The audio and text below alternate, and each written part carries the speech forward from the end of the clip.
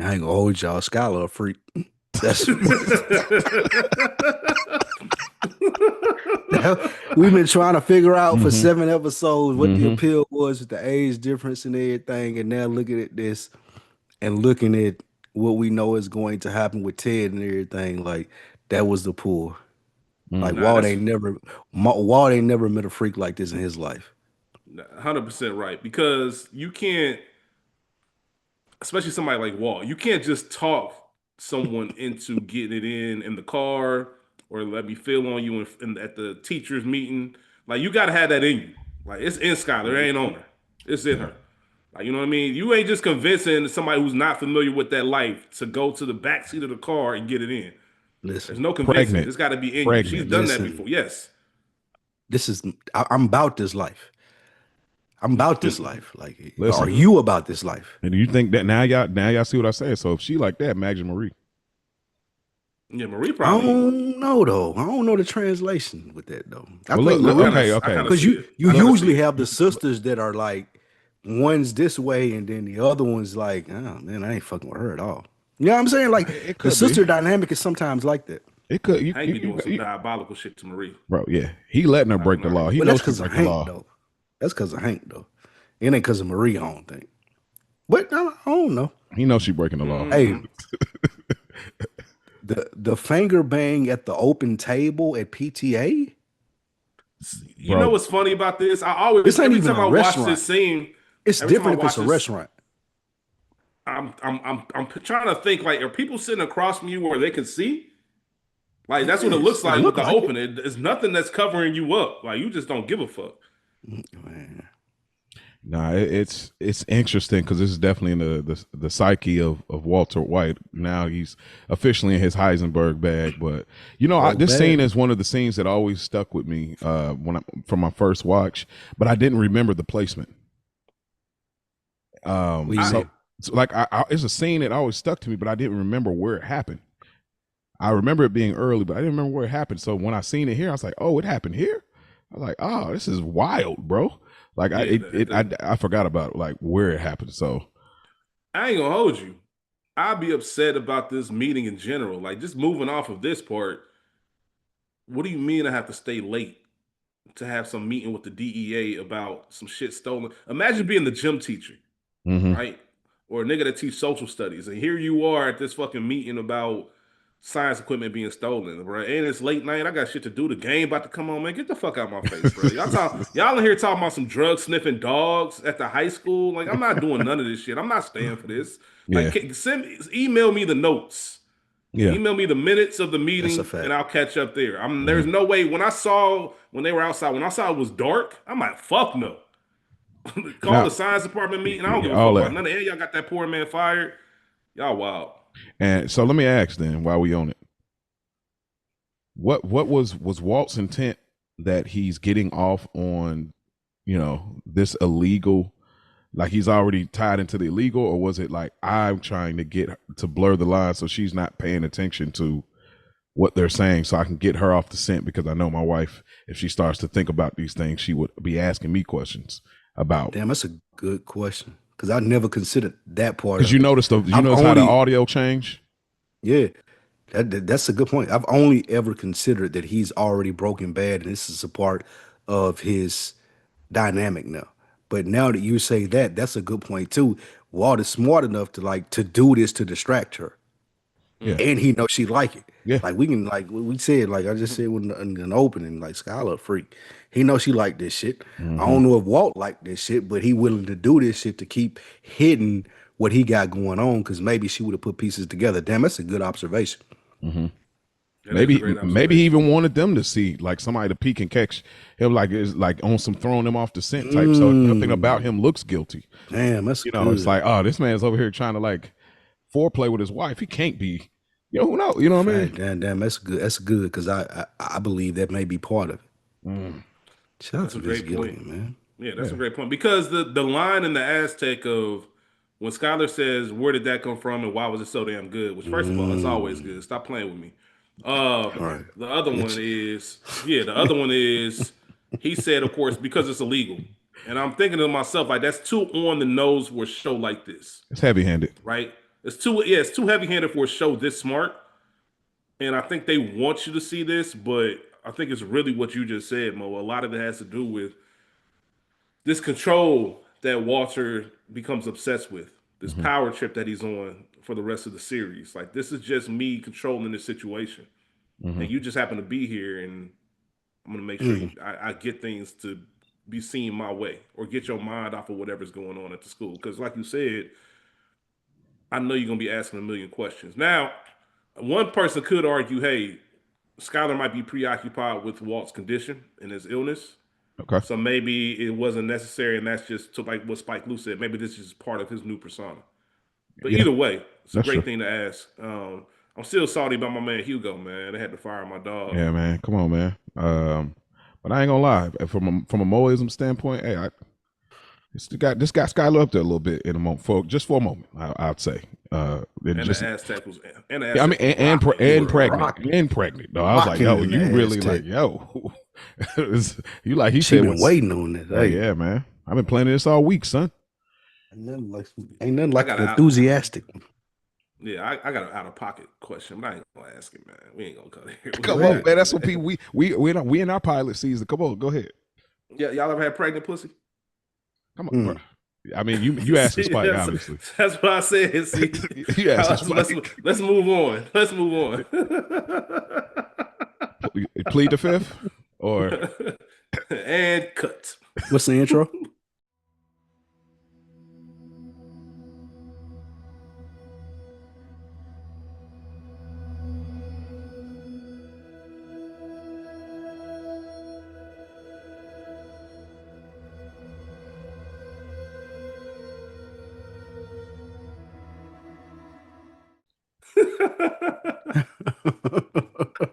All right, welcome back to a new episode of No More Half Measures, breaking down Breaking down Breaking Bad, the TV series created by Vince Gilligan, currently streaming on Netflix.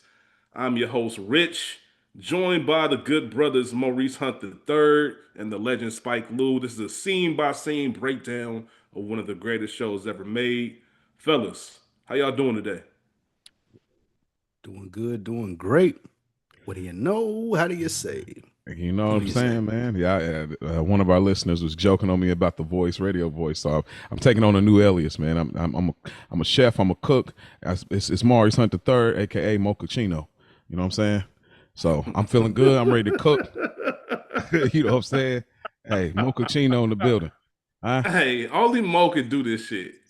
Cause I want to know your thought process when you don't have to explain it right now, but I do want to know like what's going on throughout the day to where you stop and think about some shit like that. Like to where It's even like, funnier. We had a whole conversation before this. He was waiting. He saved this. Yeah, he saved it. He didn't tell us once. This is a reveal to us as well. Like Mo knew what he was doing, man. I love the thought that you put into these opens. I was listening to our Torn Pages episode, and you knew what you were going to come on that mic and say. I mean, you know, There's only one Mo. There's only one Mo. Intentionality man. is everything.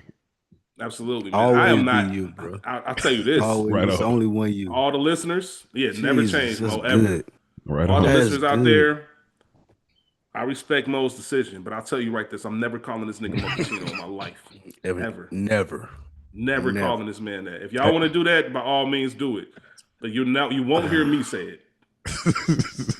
So shout out to the good brother, man. And shout out to all y'all for listening. Go ahead. I should have said that for Sex of the City. That shit.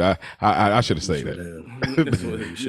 Or That would have really hit with Sex in the City. What Yeah, insecure? you're right. Oh, yeah, you're right. Any one of those. I redact that. I redact that. No, don't redact it. Go ahead, man. It's It's already in out there. history. It's here now. Yeah, Mo gonna edit it out the episode now. It didn't exist. Don't, please don't. Only way if y'all say it later in the episode. I'm not We saying are. that shit. No, I'm not. I'm not saying that, but I'm gonna reference it, so you got to keep it. Nah, fair. You have to keep Yeah, it. good. Smart man. All y'all out there listening, we appreciate you. Hopefully you had a good holiday, some time with your family, did whatever it is that you needed to reset, get ready for the year end. We are back after that week break, here to discuss the season finale. But before we do, please make sure you like, subscribe, share tell a friend and tell a friend. Anybody you know who loves the show Breaking Bad, we are still early on in this process. Would be no thing for them to start rewatching and listening in real time because it's going to pick up very, very soon. And remember, I'll tell you it again at the end of the episode, we are not taking a break due to the time period we had off in the middle of this first season. So next week we're rolling right into season 2, and I can't wait because I remember, if you're just now listening, this is my first time rewatching this series, and I remember the events of season 2, like the big stuff, but I don't remember how we got there. So I'm very curious. That's going to be my thing because I know we picking up. I just can't remember how we got to everything. Um, there will be spoilers and explicit content if you can't tell already. And we do have some comments that we need to read. So we're going to get right into that before we get into the episode. Give me 1 second to pull this up. And I believe our guy Christopher Lone has our first comment. It's from Hey. Instagram. Um, so there was the question of there was a clip that we ended up posting on the No More Half Measures page, and it was about if Walt was Breaking Bad during episode 5, as Vince Gilligan said, or was he already Broken Bad, like Spike has been saying? And Chris Malone wrote, "This fucking guy wanted to go rogue so damn bad. He was sitting in bed at night praying something bad would happen to him to give him the excuse to become the person he always knew he was meant to be." That is a great point. Facts, Chris. Y'all definitely see that the same. Y'all definitely see that the same. Yeah, I can't see it. We have an email from I Can't Afford to Quit podcast. The subject line is Hank is a bad cop. Here's why. Okay, this is interesting. We talked about this, whether or not. I think I posed the question. Are we sure that Hank is a good cop? So there are 5 reasons. 1, he's racist. How else can he just lock up Hugo? Case closed because he has a record. Now Hugo's saying I'm locked up on the tier in the county, and what you don't know what a criminal looks like mean. If his partner didn't have a badge, he'd be in the county with Hugo. So I think he's talking about Gomez. If Gomez didn't have a badge, he'd lock him up too. Number 2, he's too arrogant to do what the Honorable Spike Lee teaches us, ask another question, because if it wasn't the case, Walt would have been caught early. That's a great point. Number 3, he's a racist. Number 4, he's a racist. Number 5, he's a racist. Call a thing, beloved. Keep up the great work, fellas. Brentel Weatherspoon. Shout out to our guy, I heard from Brentel in a while. Hey, the Honorable Spike Lee is. That's a stretch. I need. There's so many memes I can utilize with the Honorable Spike Lee. Hey man, hilarious. Send them to me, man. I'll post. Spike Lee. Hey, yeah, do it. That give him a reason to post something. That too. We got, this we got a fucking guy. we got a Spotify comment from Sly. Sly wrote, "Spike's loose smirks be getting me weak. Hold on, King. Pause. Y'all should have left those 3 seconds on the cutting room floor." I'm not sure exactly what this was in reference to, but I'm sure it's one of those ridiculous moments that we had. Thank you. We appreciate YouTube. Yeah, most doubt. Most deaf, should I say, excuse me. Cleo Cloud 7414 wrote back in, left a YouTube comment, wishing all of you a very happy Thanksgiving. Also, a very happy birthday to Spike Lee. Spike Lee, how was your birthday? Let the people know. Thank you. People Thank already you. Asking, how was your birthday, man? It was good, man. I got the turkey bacon with the 50 bacon. 29 on there. The 29. So that was good. I like it. No, it was great. It was a great birthday. Better than Walt's. 1,000,000% better than Walt's. Better than the lefty, huh? Yeah, Take yeah. that Better as, than the take that offhand. as you may. Yeah, better Take yeah, that take as you it may, man. as you want to. We glad that you had a great we glad you had a great birthday. Glad those escort Thank services are getting their money worth. Oh, Moving on to Ashley. We have a comment from Hey. we on one today. Shout out to Ash, man. Shout out to Ashley. Ashley, not Mo's sister Ash. Shout out to her too. But this is Ash who wrote, "Hey fellas, life has been lifing, but I am on episode 3. You guys are hilarious. I think the word disgusting is my new favorite word. I'm excited about this show because it's one I never fully watched when it aired." Oh, nice. That's you're in for a treat, Ashley. I'll say that. "So I am doing the whole watch the show, listen to you guys, and go back again to watch. We love that format. That's exactly how I would be doing it. Yes, If I was perfect. the listener. That is exactly what this was made for. Thank you. She continues, the chemistry and banter from Good Earners has carried over and it's better. I won't make this too long so it gets read. Don't worry, Ashley. I'm reading them now. I'm reading them now, baby. Don't worry about it. I got you. Have no fear. Mo is off of email duty. Skylar is a horrible wife. Maria's a bitch. And Jesse reminds me of the Midwest wannabe gangsters I grew up with. Love the show and keep up the good work. Definitely appreciate that, Ashley. Means a lot that you took the time to write in. Hey, shout out to her, your man. emails, your emails will be read. Shout Don't out worry. Ash. Growing up with people like Jesse is crazy. I had a friend that had a person like I had a friend that was a friend of somebody like Jesse. So yeah, that'd have been sick. Yeah, that'd have been disgusting. Last but not least, Hall of Fame emailer Acid Jax. Oh, I can't wait to hear. Oh, he did this again. Damn, I didn't even know. He gave us something for our last episode, a crazy handful of something.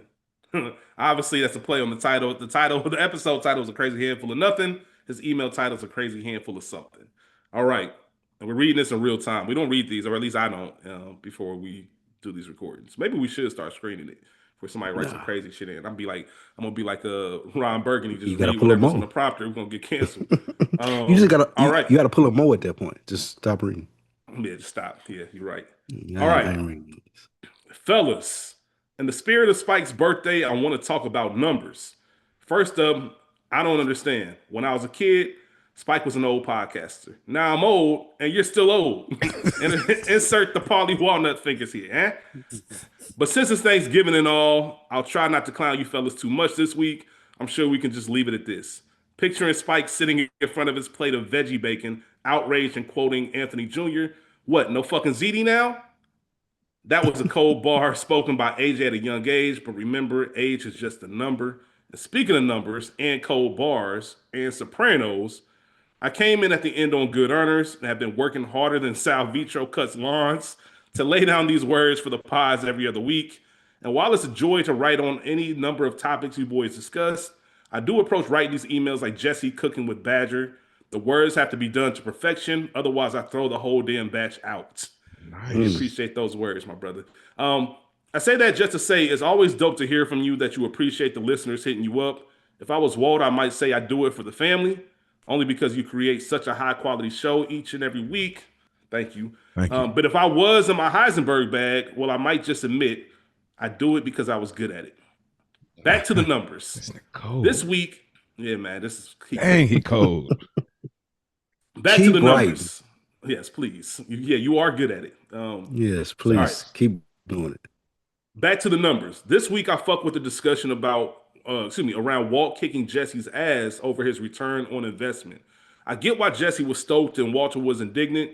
Walter is thinking about the scale he needs to make this all make sense, but Jesse is an addict. And anyone who knows addicts knows they operate by a thing called junkie maths, which is how someone in the grips of getting high will somehow which is how someone in the grips of getting high will somehow always try to make illogical numbers make sense or just stack up for them anyway. Because the only return on investment to a crackhead is a chance to get their next fix, and that's facts. On the topic of facts, here's some more numbers. Walt might be on stage 3 cancer, but I think by season 1, episode 6, he's already on some stage 2 Heisenberg shit. Side note, I'm firmly on the side Walt was broken bad from the jump. Spike, you have another somebody else riding. Got another flat earther. Yeah. And another fact and another number, Principal Carmen is number 1 in Breaking Bad baddies. Speaking of school, when we came to his school scenes, we found Walt's head half in the toilet. His hair before it fell out was in the toilet. Disgusting. I couldn't let that one slide. Moving on, since I've taken up more than my share of time, and I'm always worried Mo is looking at the numbers on his watch, but I'll finish off this little rant about numbers by saying I've already lost count of the time Skylar crawls up Walt's ass.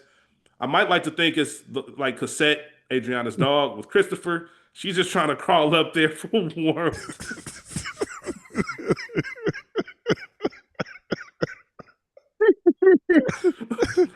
What? Was she barking? Anyway, on with the show. 7 episodes in. I look forward to a multitude more to come. As Jesse might say, count me in, bitches. And Acid Jax. Man. Oh man, great job, bro. This dude gotta have a book or He needs to Told you, help man. write stand-up jokes for somebody. He's got to be a writer. There's no way. Hey, great job, bro. Like, Straight up, man. damn. That's so. This is smart. one of the most entertaining like moments. Is like when he writes in, bro. one of my man, it'd be favorite parts of crazy the if, week. yeah, no doubt. It'd be crazy if it was like some Will Hunting shit, right? Like you got this genius mathematician, this nigga custodian and shit, fucking working at a plant. Like you got this junior writer, and this nigga he's selling sausage samples. Like I hope he's not selling sausage samples. Exactly. Keep writing. but Keep do please do keep that writing. every week, man. Yeah, every do week. that every Yeah, week. if you can, like by all means, I think the goal is every Please. other, but we definitely appreciate you. He's Yeah. he could be our Soprano sessions. There you go. Yeah. There you go. Yeah, he Those are could- great. yeah, I've never. Yep, he could be our never Soprano disappointed. sessions. Yep.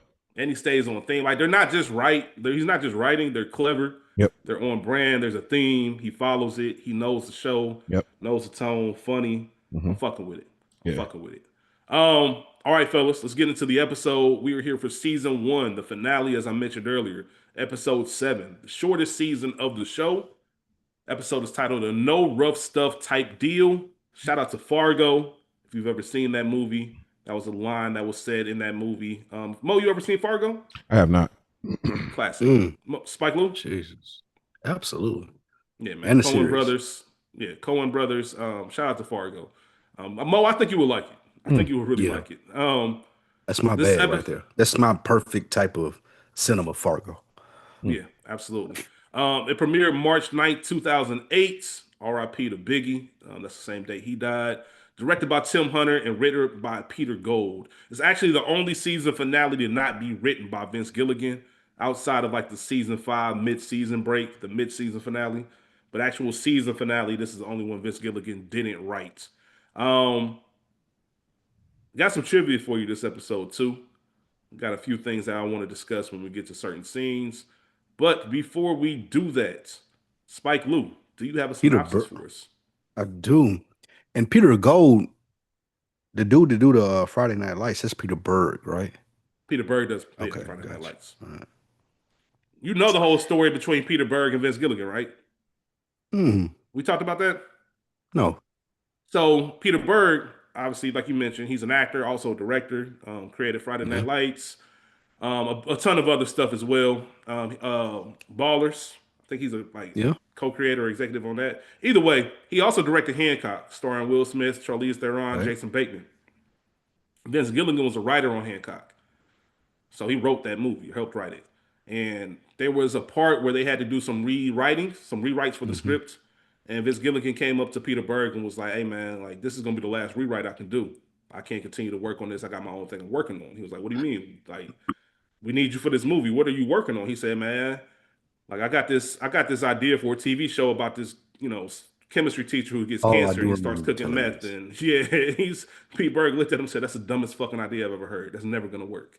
And he looks up later and says, "Oh shit. It's Now Breaking one of the- Bad. It's Breaking Bad." Yeah, so it's one of those things that I think is funny. So when you mention Peter Berg, I always think about that story. But Spike Lee, you got a synopsis for episode 7? Yes, sir. The synopsis is Walt starts the episode a little frisky. Jesse is looking to sell his house, but it's a bit of a fixer-upper, but it has great bones, though. So y'all make sure y'all notice that. The guys are now in business and they're partners with Tuco, but there may be a bottleneck in the supply line that causes Walt and Jesse to take matters into their own hands.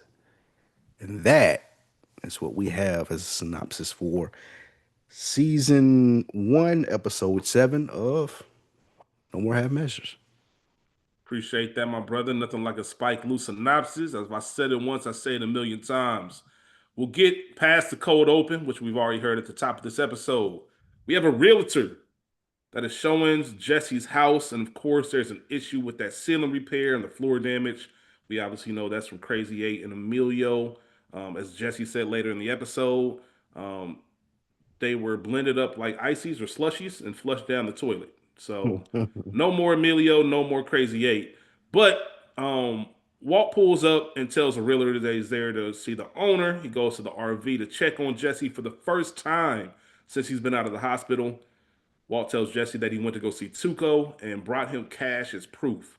He also informs Jesse that he made a deal with Tuco, and Jesse is not going for it, which is understandably so. Remember, Jesse was put into the hospital by Tuco, and he's very irrational, very unpredictable, somebody you don't want to go into business with in this world. Also dangerous, might I say. And not only that, we talked about this, I believe, last episode or 2 episodes prior. There is a hierarchy to this, bro. You can't just come off the street knowing how this business works. You just made a promise that we can't fulfill. We can't do this. You say we're gonna do £2 a week, like it's some casual thing. There are steps in this. I got to get pseudo from my Smurfs. I'm driving 400 miles round trip. I'm upset that you didn't ask me about this, especially when we're supposed to be a team, which is a common theme between Jesse and Walt. What are your thoughts on this scene of their interaction? Jesse getting the money and also realizing there's no way we're going to be able to cook £2 every single week. It's just so many it's so many red flags that you see here. You know, we know where Jesse's and Walt's fate end up because we've seen the show, but like it's these moments and these things, and I told you I'm gonna keep a close watch kind of on more of Jesse than Walt because of his family background. Because there's this thing is like every time he has logical reason to leave, something keeps pulling him back in. You know what I'm saying? Something about how Walt approaches it. It's like he just knows just enough to keep him from jumping off the deep end of quitting their business. But he was never really built for it nor in it. And it's just like always the right. As soon as you want to quit, oh, look at this stack of money. Oh, as soon as you want to quit, oh, you know, today's the beginning of your new life, giving them purpose. Every time he wants to quit, there's just this interesting thing that's happening. And then even then, like Walt saying, "Hey, I went to Tuco," and he was just like, "Man, like, bro, knock it off." Like, nah, for real. So then feeling this sense of, you know, a protector, somebody that fought on your behalf, somebody that got your back. At least that's how maybe feeling. Not we know who Walt is, but at least in this moment, it's like, wow, you really did avenge me, and you came back with the bag. Like you really, you know. So it's just an interesting thing for me. That's kind of the thing I've kind of been focused in on a little bit because Jesse keeps having really logical reasons why he shouldn't even be in his business, let alone, and especially the trip going 200 miles and coming back. Like there's a lot of logical reasons, but it's an interesting thing to me. So I want to, a real quick, Spike. I want to pull the Mo. I have a question. I don't know if you guys want me to wait for it because there's a scene later on this episode. I have a thought about Walter's motives in that 15,000 that he got. I don't know if you want to talk about it now. If you want to wait till we actually get to the scene. the Honorable Spike Lou. It don't matter to me. So we see later in this episode that Jesse is assigned to buy all of the supplies for this new method of how they're going to cook, right? Part of me, and this is me pulling a Mo, right? Where Mo just kind of looks at things. Nah, I mean that in a great way. You kind of bring things to these episodes where I feel like at least once an episode, Spike and myself are looking at things like, damn, I never thought of it like that, right? From your perspective. And I had a moment where I was like, I wonder if, and this would support Spike Lewis. He's already broken bad and kind of shows the sinister genius that he is. I'm gonna get this extra 15,000 for pain and suffering. I'm gonna frame it as that, but I really know we're about to cook this whole thing. I'm about to take this to a whole nother level. Because remember, Walt didn't tell Jesse about this plan. He had that brewing, so he knew whenever it's time to get there, we can cook it like this. I wonder if he knew I'm gonna get you this extra 15, and you're gonna be responsible for buying all this shit. Because why the fuck are you not chipping in or going half with me, Bro? Why are you telling me when you got the money? Why didn't you just pay 10 grand? What you mean just pay 10 grand, bruh? Like we partners. You going in on this shit with me. Why are you expecting? I think when I was looking at it, the only logical explanation would be, oh, you got this extra money for the supplies, but you painting it as, oh, it's pain and suffering. I got your back, dog. You ain't got Jesse's back, as we learned in this series very quickly. So I don't know if any of y'all thought about that, if that was maybe a reasoning, or if it was I did genuinely. not think about that. I did not think about The that. more I watch it, I'm like, I think he really is that sick and that smart, and he's obviously a chess player. He's thinking Yeah. 4 moves ahead. That's one thing we know about Walt, especially I as the didn't series think- moves on. I didn't think about that, but I think that's Yep. absolutely spot on for who I think Walt is at this point in this series. Like that's what he's trying to get off. Like Jesse is this dude who will ride with me. I think he feel like and to the wheels fall off. And now that I'm able to convince him that we can make money doing this, everything that you said, Rich, is true. Like yeah, I'm finna shuck him. I'm finna do all these other type of things, and now this is more beneficial to me. Yeah, I agree. It's the correlation. You got to get the reference. It's the correlation to Ralph Cifaretto and Pyomai, where Tony has the handout, and then he's just sitting there, just leaving the hand out That's there, all? and Ralph is just—he never said it, just looking at it like, you're thinking I'm just being That's a good supportive. one. Like that's what I thought about. Yeah, Like Nah, now that you I'm your say that, it's boss. like, yeah, like I'm your yeah, boss. pay up. Yeah, that shit wild. That's funny. Either way, what were your thoughts on this scene, Spike Lou? The whole Jesse and Walt interaction in the RV. This made sense in the sense of Walt got to make this money, and the only way that he can make this money is with Jesse. Jesse going through these things. He trying to sell his house. He trying to do all these things to remove him from what him and Walt have experienced in these first 6 episodes that we've seen. So yeah, Um, something interesting I seen the Jesse Pinkman house. Like, well, at least this is in 2015. It's a grip ago, but I don't know if it's still for sale. But at one point, it was 1.6 million. this actual house. Yeah, the house is probably a house, but Nothing. the, There's the, nothing the in set, Albuquerque that should be worth $6 million. yeah, Nothing. Say that. it said 1.6. Six. Did you- I was 1.6. gonna say. Oh, I was just about to say, man. Still Yeah. nothing in Albuquerque I can see being worth 1.6. I wonder if Yeah. that has to do with Not the that house. It's because of the Not show. that house. That was in because of the show. 2015. So Like the famous houses and stuff like that. I wonder. Like now, the Home Alone house is obviously in a nice neighborhood, but I always wonder stuff like that. So Yeah. touche. Let's. I just wonder how much he was selling it for. I was trying to find to see what was he trying to actually sell the house for. But What you think Jesse was trying to get for it? yeah, I don't think Jesse really even. In, Talk in, about in being that era, maybe Oh, hey. 3 to 400. Okay. Yeah. He in a nice neighborhood. interesting. Yeah, but that's the thing, isn't it? His aunt's house, or did his aunt leave it to him? I thought it was his mom's. I thought early, like maybe episode 1, the pilot episode, they talked about it being his aunt's house or something like that. I can't I don't remember. remember. If y'all remember out there, let us know. Hit us up. But all right, let's go ahead and move on past this scene. Like I said, Jesse's upset, rightfully so, with Walt about the not being in on this deal, and now he has to be responsible for finding all this pseudo. We just talked about that. We go to the oncologist's office, and Walt and Skylar are there. Wait. Before you get there, are you mad? Like, does Jesse have a legitimate gripe?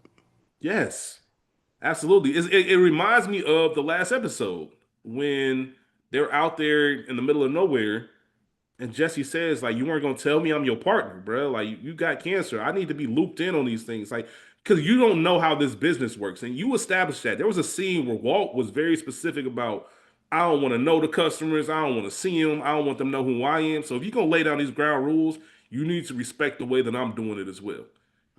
Like if you're gonna ask me to cook, the least you can do is let me shop for the groceries. Yeah, And I can choose what I'm gonna make. You get what I'm saying? So making commitments, you know what I'm saying? And then you mess around and die on me. because you don't know how this works, and we have another moment in this episode where Walt is just out of his element. Like it's not a big deal, but it's also something that's noticeable to everybody who is in that part of the game. But you made a commitment to something we can't do, and you saw this man just put me in a hospital for nothing. Like genuinely nothing. Put me in a hospital for some days. I'm still fucked up. And now we owe him. We don't want to owe a motherfucker like Tuco. And if you come to me, I could have told you that's not possible with this process. We could have went to the drawing board there before you made these commitments. So absolutely, I'm upset if I'm Jesse because I'm the one that just got my ass whooped, not you, bruh. He gonna put me right back in here because you offering this nigga £2. That's just ridiculous. They ain't never heard of them numbers in fucking Albuquerque. Yeah. So yeah, I'm hot. And like I said, you could have just told me, bro. And we could have saved you a lot of time, but that's not possible. Unless you have a better way. So yeah. Yeah. Walt and Skylar go to that oncologist. Shout out to the brother. He asked him how he's doing, and Skylar said, Walt's a little bit more frisky. A little bit more frisky, getting after it. Wants that to be a sign that the chemo's working. The doctor's like, hey, listen, it's good. I'm glad to hear it, but We just got to figure out what's what. Like, don't get too caught up in these things. I won't know for sure until all the treatment is done. Skylar brings up alternative holistic medicine, things that she's been reading. And our oncologist says, listen, it's okay if it helps or it doesn't interrupt the treatment. I just want y'all to manage expectations. What do y'all get from this quick visit to the oncologist's office? One thing is, again, we talk about the brilliance of Walter. This gave him the window he needed for an excuse he made later to be able to get away to get the supplies. It's like, this guy, he's listening to everything.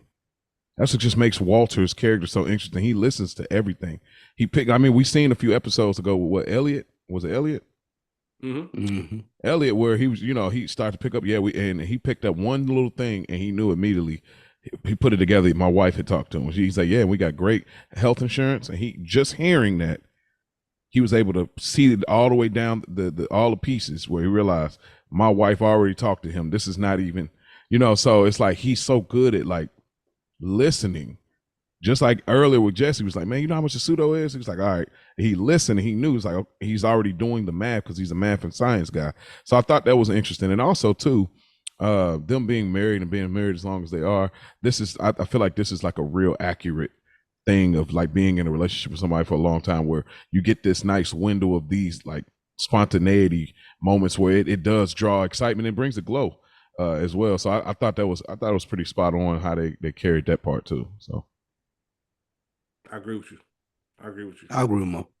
Yeah, you nailed that. Right on. Yeah, short scene, not really much to say outside of that. Great work, Mo. We got Walt and Jesse at the junkyard with the grand reveal of the Heisenberg hat. Many Halloween costumes have been made from this one moment. Obviously, the famous scene with the junkyard, the first time we see the hat. Jesse makes fun of Walt for the meeting spot. Once again, Walt's out of his element. Says half the deals he's ever done went down at Taco Cabeza. Nice and public. This makes so much sense. Which part? All of it. Like, bro, why are we in a junkyard? Because I love Jesse's monologue as far as like this looks like somebody who watched a movie and said, oh, this is how things are done. Yeah. Like, bro, if you've ever bought drugs before, it ain't happening at a junkyard. It's like pull up at the Walmart, pull up at the Texaco, pull up at the Phillips 66, pull up at the BP. All of those things happen, not at a junkyard, bro. Yeah. Mm-hmm. And even to the point of what Jesse said also, like, what about the mall? You'd be at the Gap. I can get an Orange Julius. We see Tony in the mall conducting business with people. Like, you know what I mean? Meeting up with Richie, doing certain things. Like, these are just common places because you want to be inconspicuous. You want to make sure you blend in and not stand out. A junkyard, because if somebody pulls up to a junkyard, what reason do you have for being here with a bag of meth? Like, you can. Nobody's gonna ask you questions at the strip mall or at Taco Cabeza and all that kind of good stuff. If I'm in Walmart parking lot, bro, there's no reason for you to ask me questions. Exactly. Speaking of Orange Julius, which Jesse brought up, do y'all fuck with Orange Julius? I never been there. You never been there? I've heard of it. No, that's a place. Yeah, so it's usually in a mall, like it's a Dairy Queen type thing. So if you have a Dairy Queen, it's split with Orange Julius. They make like drinks, like smoothies, and I can't really describe it. It's an Orange Julius drink. I'm just curious if anybody ever fucked with them. I've had them before. Is it orange juice and milk? No, it's not that. But it's not they sell smoothies, but the Julius part isn't really that. You'd have to look it up. It's been a while. This is college years. I used to have one across from me where I worked in the mall. But either way, if y'all fuck with Orange Julius, let us know. I'm just curious. Yeah, it's classic. To see if y'all do. Jesse gets physically nervous when Tuco arrives. Understandably so. We just went through it. And that Escalade pulls up. Tuco apologizing for having to tune him up. One of my favorite moments of this scene is when Tuco asked, did the mall close or something? And then Jesse and Walt kind of slowly look at each other like, motherfucker, I told you. Nobody does this shit like that. That was a great scene in this episode. And Walt brings half a pound, not 2 pounds. And Tuco pays him $17.5, word to Jeezy. And then tells them they're doing business like a couple little bitches. Walt wants all the money and $70,000. They discuss numbers. Walt asks Tuco if he can handle 4 pounds. To Jesse's dismay, and Tuco aggressively pays Walt and Jesse. And Jesse is actually bewildered by what the fuck just happened. We can't even make 2 pounds in time. Not only that, but you got the balls to short him on his drugs, promise him more than what you said the first time, and have it in a week. That moment, I'm sure Jesse is like, what the fuck am I getting myself into? This man might be trying to kill me. What are y'all thoughts on this interaction at the junkyard, this drug deal going wrong or right, depending on how you look at it? I think this is beautiful. This is one of the things from the show that really sticks out to you. If you're watching TV, from all the shows that we see and the things that we see going on, for how they push plot, this is one of the things we're like, okay, god damn, what's going to happen? Because the person who is supposed to be the expert, Jesse, is telling us this ain't good, but the person who's Breaking Bad and Walt is telling us, oh, I'm going to do this anyway because I need this money for my cancer. And then we got the villain in Tuco saying, all right, y'all better hold up to it. So as a viewer looking at this, you're like, okay, damn, where does this go from this? Because we haven't seen yet what they have to go through to get the chemicals to cook the meth, but we do see the difference of opinion in the main characters, and they like, I ain't really feeling this shit like you feeling this shit, bro. And then we get the feeling from the victim and saying, this is what I expect. So it goes to that thing what Vince talked about in writing this and Better Call Saul. We write ourselves into a corner and see how we get out of it. And this was one of those scenes where it's like, I don't know what's gonna happen, but it intrigued me so much as a viewer. And that's one of the things, as far as this episode, as far as this scene, that made me lock in on Breaking Bad. Yeah, it's so interesting because I'm again just like this hyper focus on Jesse, just because people tend to focus in on Walt a little more, but like him talking about like I ain't no pussy, you know what I'm saying? But seeing how he's you visibly shooken, and you imagine like it's like your worst night. It's like having a bad dream, a nightmare, and you wake up and be like, oh my God, I'm so glad that's over. Like the fact is, it's like this is like the version where like, bro, you're not sleeping. You're right. This nightmare continues. It's like, It's happening. or like you're in a situation or you're at a place. He's like, man, bro, I'm just ready to go, bro. I'm just ready to go. And not in like a boring way, but like in a I don't feel comfortable. I don't know what's about to pop off way. I'm just ready to go. And when you leave, you're like, boy, I'm so glad we got up out of there. But instead of leaving, you're stuck and you can't go. And matter of fact, you're gonna come back again tomorrow. Like that. I was looking at Jesse and looking at the situation like, bro, I am scared of this guy, and you still don't get it yet.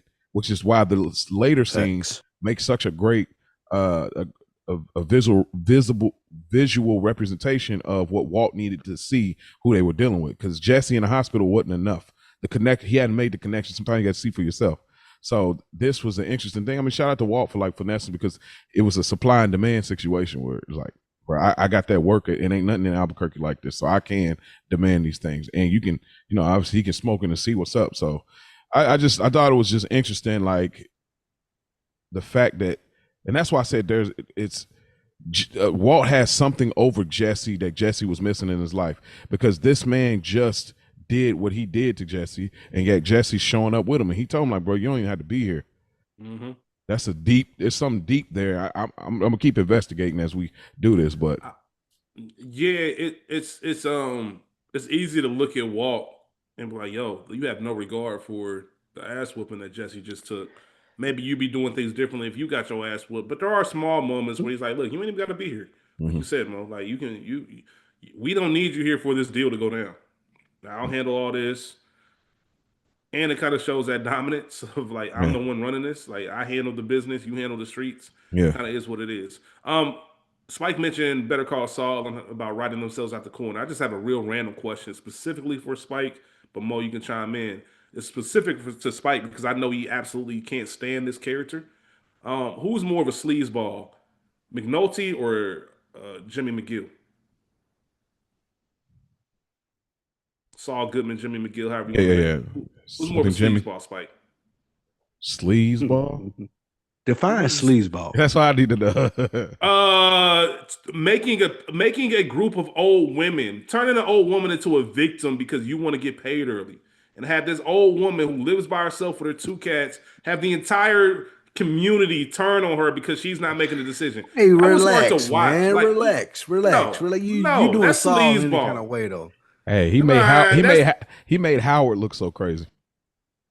All of this Listen, shit, man. man. Like he's the worst type of nigga. McNulty went to a judge and from no other like ain't no way y'all should be looking at this and went and said, hey man, y'all should be looking at this. Like that I think McNulty always got it for me, bro. I'm surprised you ain't go to the straight. Like McNulty created a fucking serial killer. He always go to that, yeah. He did. Right, he created And the that, city and that. used the entire city's resources for this fake And guy that. to catch some case. Like that's some sleazeball shit. But Slippin' Jimmy, Slipping Jimmy is Jimmy, yeah. I mean, he ain't shit, man. He ain't shit. I respect the question. Yeah, I just had to ask. I was just curious. I don't know. You got 2 cents, Mo. I'm with him. I'm still McNulty. I mean, it's hard because we got so much focus and context on, Jimmy McGill. But even with all that focus and context, he's still a piece of shit. Like nothing. I mean, no, he is, but it's like he chose to be that way. Like he couldn't help it almost. Well, he was trying. He tried to break good, but he wasn't good enough. Like his brother didn't make it no better, and he's like, all right, bump it. I'm a misfit, so this is how I'm getting it. I don't know. It's relatable content.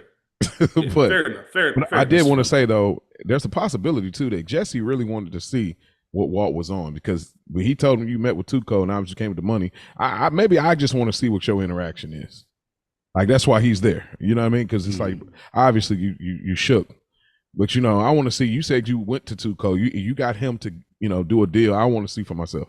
So I don't know if that could have been part of it, but it's a theory. Understood.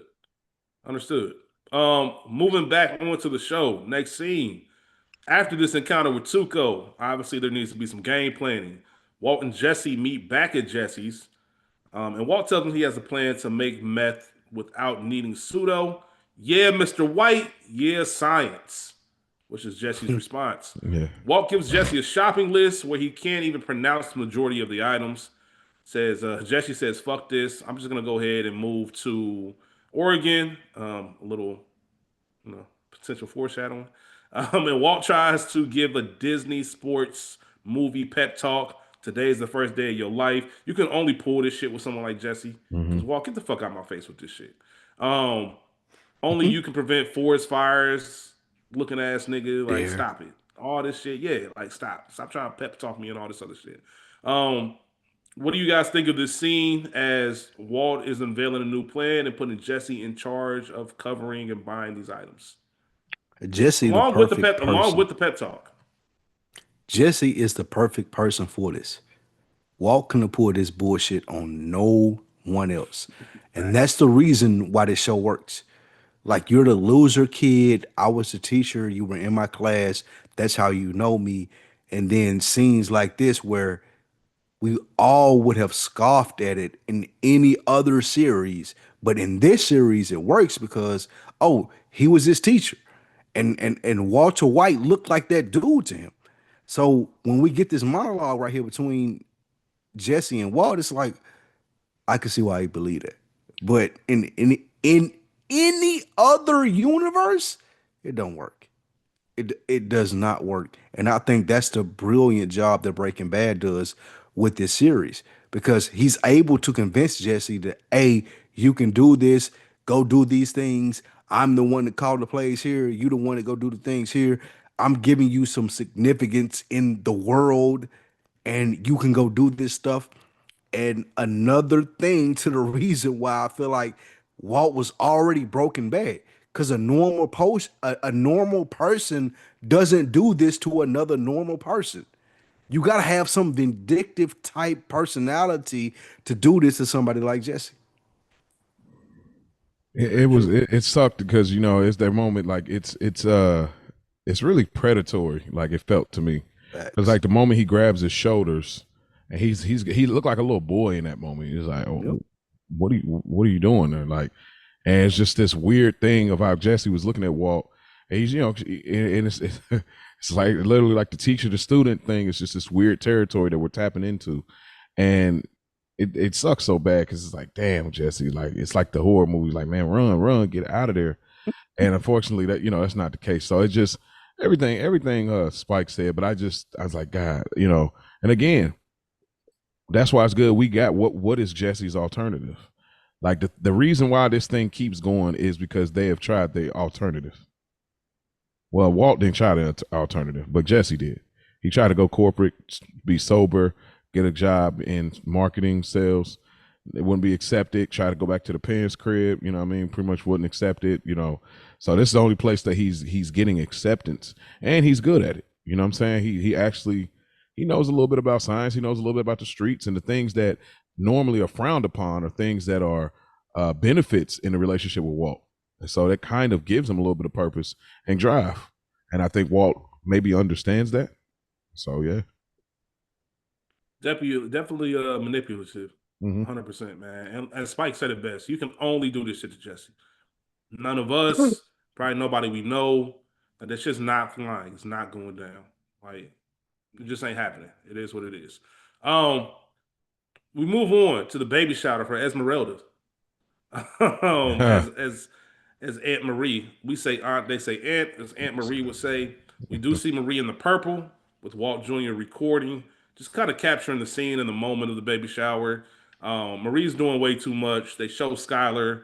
Walt has a message for baby Holly, who's actually the baby's real name. But you're reminded in this moment that Holly will never grow and get real quality time. Based on the diagnosis that we know about Walt, she won't be able to have Walt at his current state. Maybe a couple memories, small memories, but not really growing up with her dad. And you kind of see that in this moment when Walt is giving that message. And Skylar's opening gifts. Marie and Hank have a gift. Air quotes on the Hank part of it. They give a tiara with white gold and several zircons. Skylar can't believe how extravagant the gift is. Hank is looking at things unfold, asks Walt if he has anything stronger than beer, and then Walt pours a drink and Hank pulls out some cigars without remembering, hey, this guy has lung cancer. Walt doesn't care. He says, I already got the cancer, not a big deal. They partake in a cigar, and it's a Cuban. And Walt points out that they're illegal. Hank says something similar to what Walt said in the Aztec. Why does this feel so good? Because it's illegal. Hank says the forbidden fruit tastes the sweetest.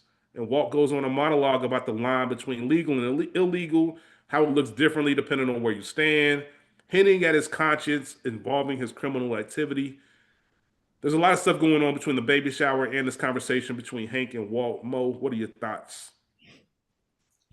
A couple of interesting things. So, for one, hey, holla at me, Vince Gilligan. Y'all could do a sequel with Holly.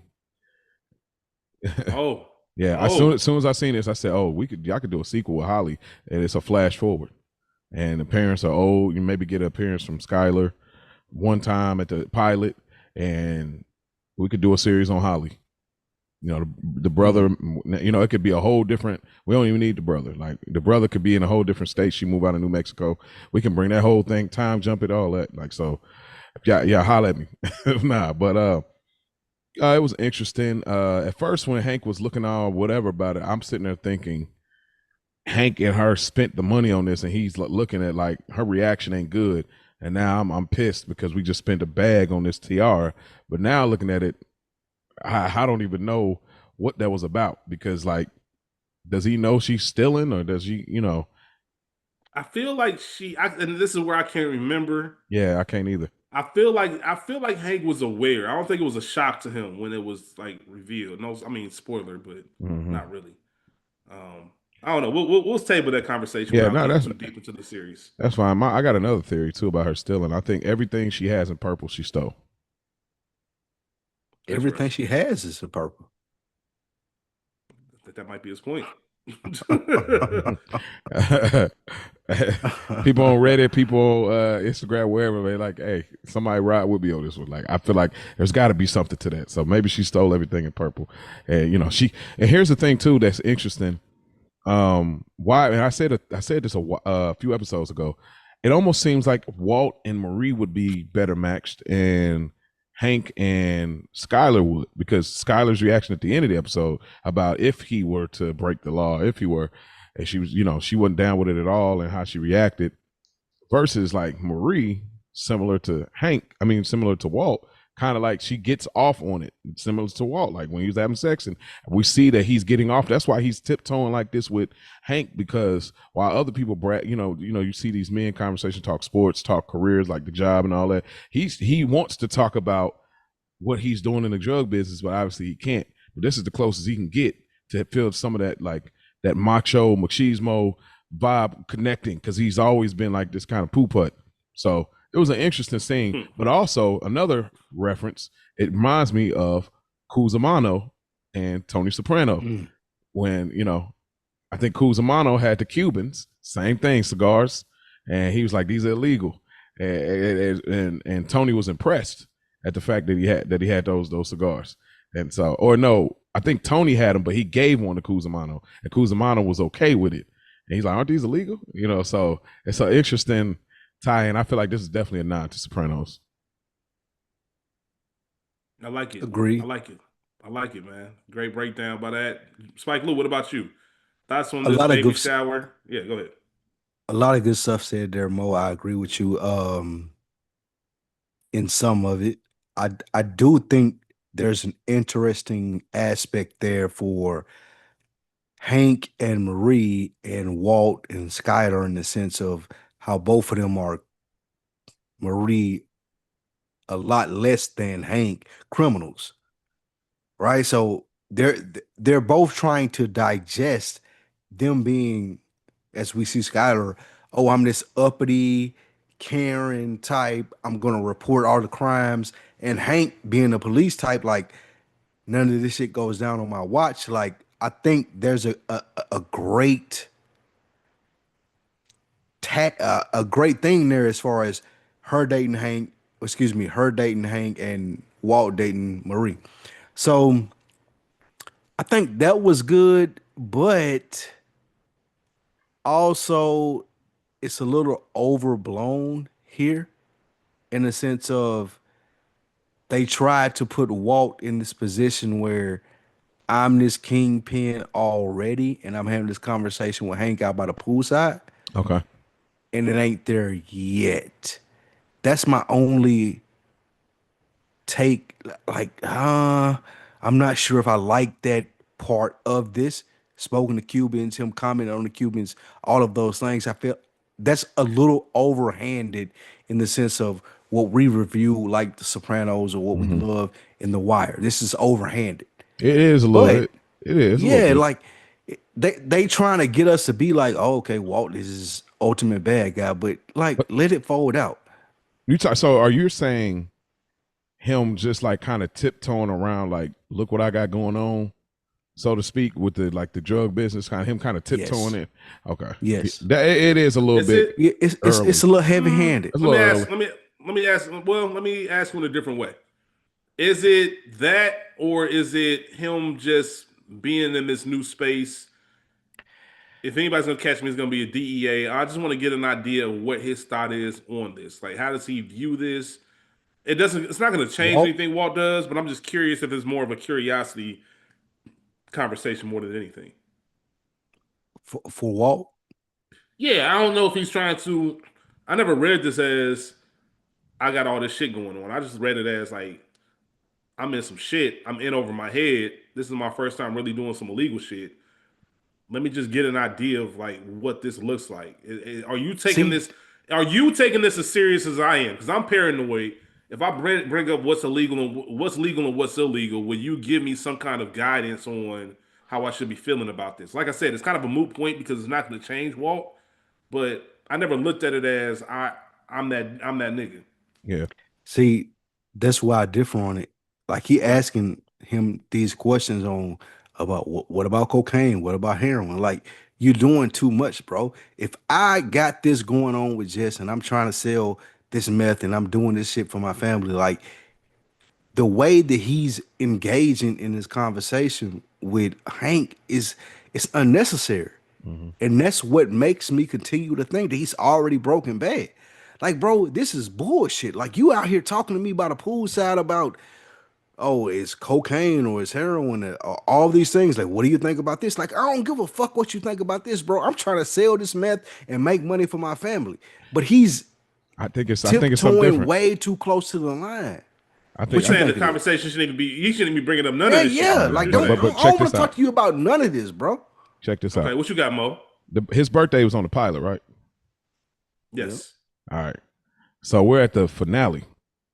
Mm-hmm. So even look at Walt's positioning. He's standing up and he's smoking a cigar, knowing he has cancer.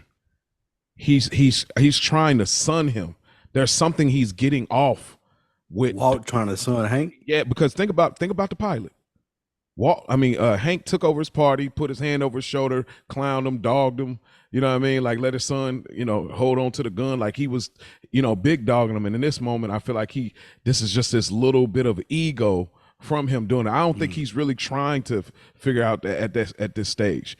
I think he's definitely feeling good about what he did because I just finessed Tuco with a shortage of meth.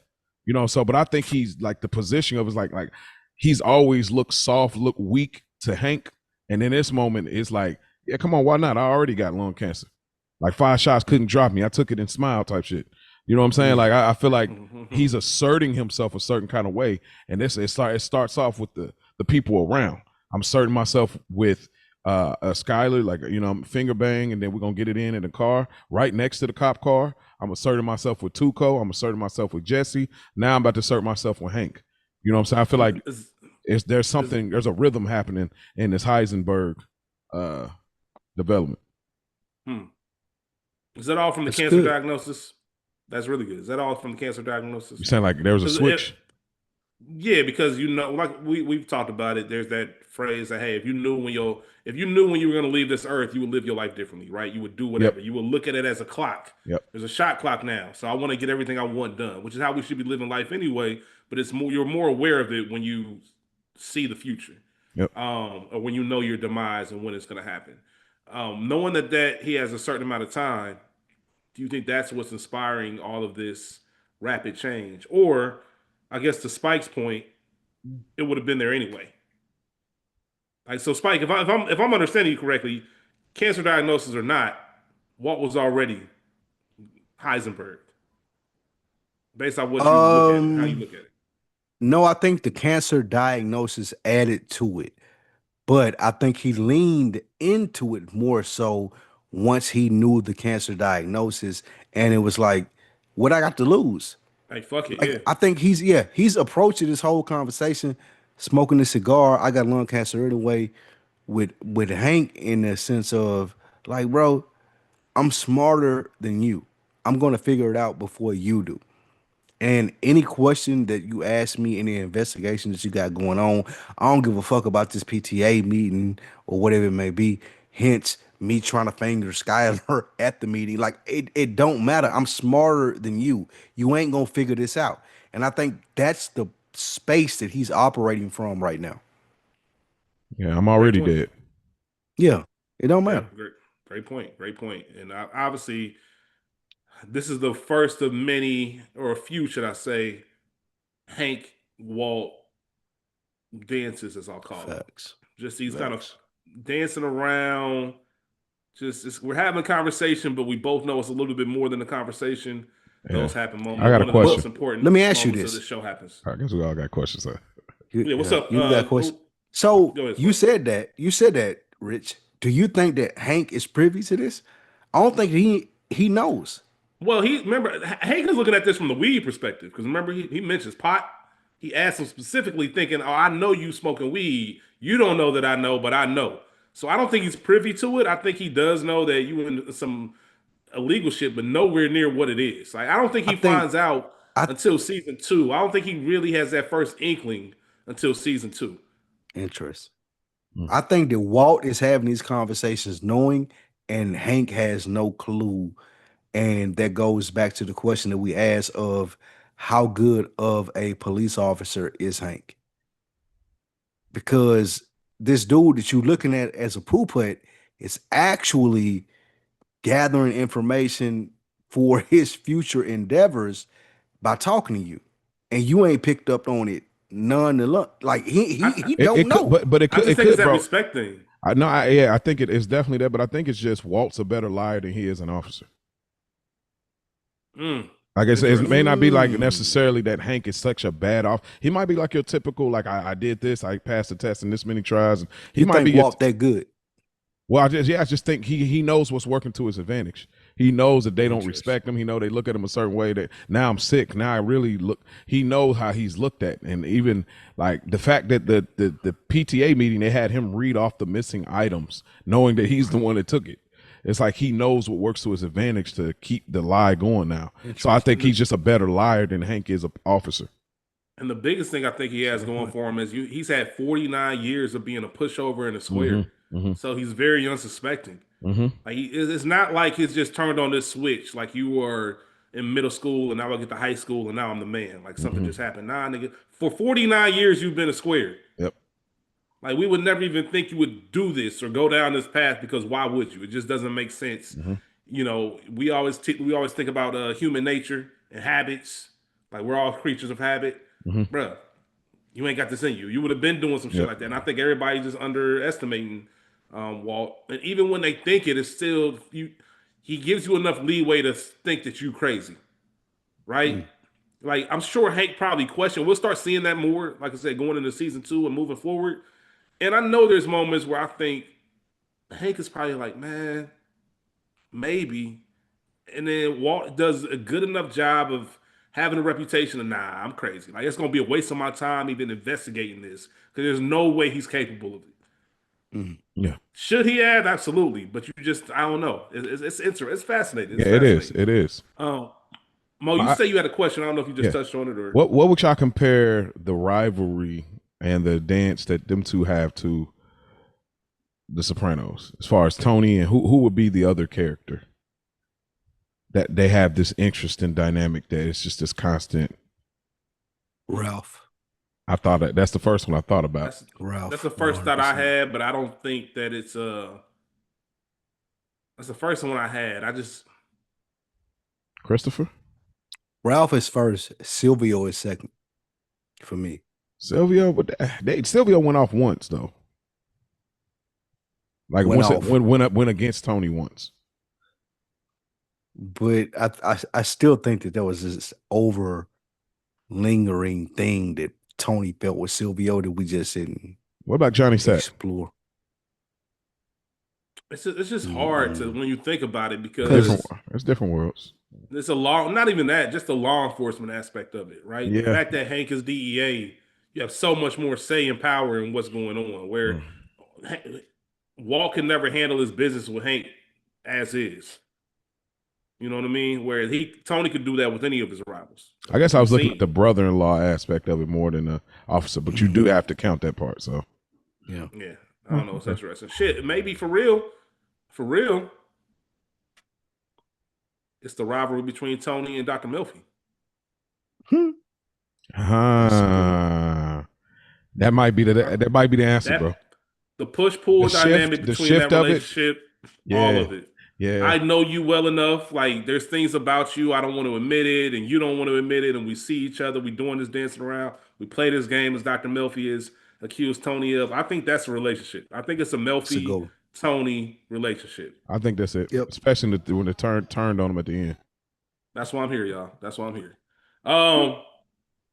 As we move on with the episode, we see Walt is back. Actually, I'm sorry. Skyler and Walt, after the baby shower, they're having a moment in the room, and Skyler's bringing up this tiara, and she just can't believe that Marie would spend that type of money on it. And I gotta ask y'all before we even get into the rest of the details on this scene. Gotta get y'all thoughts on this. Returning a gift. Where do you stand on that? Somebody gives you a gift, and you sitting there like, "Oh, this is expensive. I'm going to return it." Now, I'll have more thoughts on this as we get to the actual Skyler pulling up to the store. I have thoughts. Let's put it like that. But just in general, you get a gift from someone. Are you returning it, or have you ever done that, or considered doing it? No, I ain't never returned it. If at most, maybe I'll regift it. Maybe. Mm. But You I would ain't. never go to the store and be like, "Oh, I need that." Unless if I do something like that, they'd be like, oh, you got the wrong size shirt or something. I'll go maybe trade it out if I really like the shirt like that. But not really. Like, you know what I mean? I just that's almost like selling sausage samples, to be honest. Spike Lou, what about How? you? Wait. How is it like selling sausage? It's like, bro, I mean, respectfully, like, bro, like you got this for free. You going to cash this in, bro? Yeah. Come on, what? I don't know. There's a lot of things I can say right now. I'm not gonna say Hey, you the worst type of nigga, Spike. About that Yeah, Spike Lou, behavior. you the worst type of nigga. That's real brokey vibe. Wait, what are y'all That's how it feels. saying? It feels brokey. What are You would y'all take a saying? though? gift, And I ain't you the would one to take say a that, gift but and it feels resell brokey. it. Resell Or it? Now, reselling is return it. different. Excuse me. Oh, okay. I meant return it. Return it. No, you're right. I wouldn't return it because that's don't- just too much of my time. I You don't even give a return your fuck food. Yeah, exactly. You're right. So no, I wouldn't go like, I'm gonna take this back. I would just throw this shit in the corner and never Yeah. consider it again. So But the yeah, I fact guess that I I just agree with you. want to say for the record, it's nasty that you looked at this and said, "Ooh, this had to be worth $500-600. I'd rather just have the bread." So I'm gonna go ahead and Yeah, that's fucking that is disgusting. nasty. Yeah. Like I that's wouldn't. insane. I would never do that. Yeah.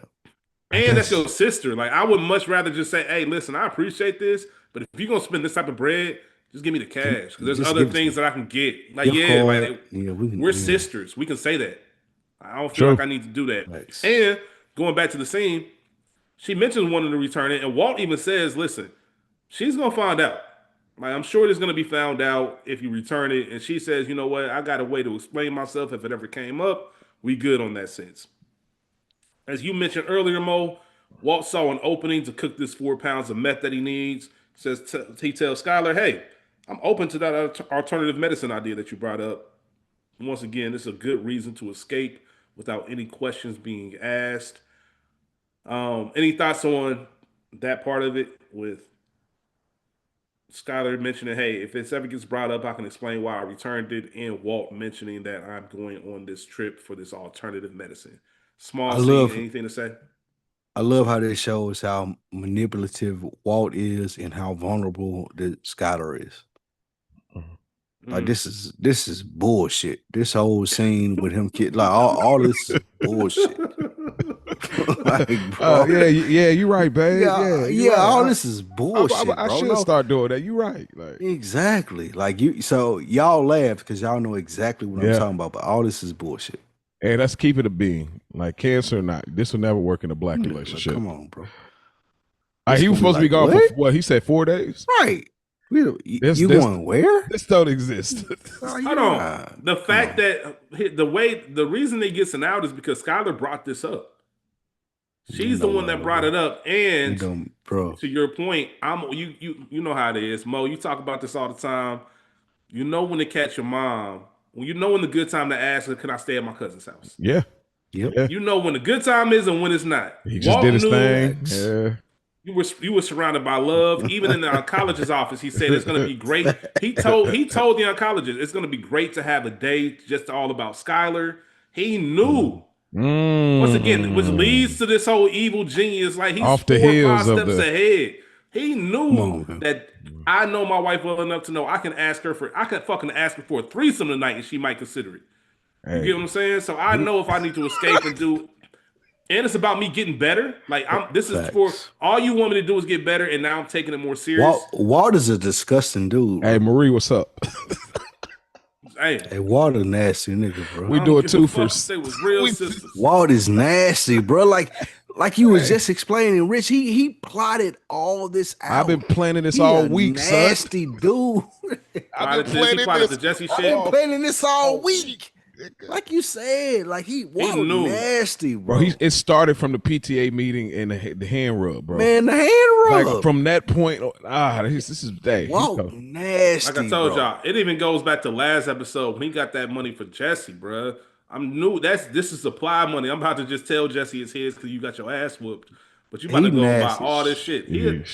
Walt he a different nasty type of than dude. I don't Tony, know. bro. We gonna have to have a nastier than Tony, discussion bro. like how much. I don't know because he's a Walt he's a up book there with smart. Marlo. He right there with Marlo. He's up there. We really got to have that Yeah, conversation. Marlo, a different time. I never want to run into Marlo. That Nah. motherfucker heartless. But Walt like that though. Yeah, I don't know because there's a moment in The Wire where where somebody asked, "What do you do again?" Snoop was like, "Talk back." Shout out to the security guard. Hey, And then Walt would do the he got same missing for thing, talking bro. back. Walt do the same thing, I think. Yeah, we'll talk more about it. And Especially as he gets there's deeper into definitely a Heisenberg, later man. episode where he's right there. Facts. Yeah, Facts. nah, Mike Walt does something real sick next Uh-huh. season. Disgusting. Mm. Anyway, man, we'll keep moving. We see Walt at Jesse's with his bag packed for his retreat, air quotes, because that is just an excuse to cook meth, as we mentioned. Jesse has all the supplies except for the methylamine. It's hard to come by and it's locked down. Some pros want 10,000 for it. Walt not pitching in for supply, like I said earlier, is crazy. Him even casually just mention where you have the money. Like I just mentioned, like, hey, I'm about to go get something from Burger King. Do you want something? I got you. Nigga, I'm talking about 10,000. What do you mean just you got the bread? Man, fuck you. Where your 5 at? That's what I would have told him. But Thanks. Walt suggests that they can steal it themselves. He sees an Etch-a-Sketch and has this idea plotting. That is one thing I really do enjoy about this series. I've mentioned it before. Them using science and kind of teaching like different things you can do. He mentioned that Etch-a-Sketch has thermite and gives some World War II anecdote about these bombs and what they could do. Long story short, the thermite's going to be able to cut through any lock on the field. What are your thoughts on this genius plan? I say genius sarcastically, but this genius plan for Walt and Jesse to steal the methylamine. I'm sorry. I just thought about something, bro. You let your wife try to return a tiara for a few $100 and you sitting on what you're sitting on. That's crazy. It just hit me like, what? I think that's just. I think you know I don't what. think he That's. knew she I'm was glad gonna you said return that. it, though. I don't even think it's that. I think it just shows like Walt don't give a fuck about what Skylar got going on. Like I don't really think he even. Yeah, he's done. cares. He's done Nah, doing. He's done giving out He didn't favors. know. I don't think he knew she was gonna return it. Okay, fair. I That's think fair. I think man, that's That's a how Skylar obtuse. move. That's how Right. obtuse Walt is. Sorry, it But was he just a don't know random. that though. That's a scholar move. We know that as fans watching the show, but him as a That's his husband, wife. he not paying, bro. He not paying Since she was attention. 17. Walt a dipshit, bro. He don't know. He don't understand like what's going on. He a Mo got dipshit. that. Mo Right. got it. That's funny. I don't know, man. Who was the dipshit? Walt? Yeah, he a dipshit. Like he don't know. Like Skylar is running the game on him, bro. Like this is her ultimate mark. Like she found the perfect nigga to do everything that she want to do under that umbrella. Like that's it. So like when shit like this happen and she go do something and they be like, oh, Walt didn't know yet. No, of course this nigga didn't know. He a square.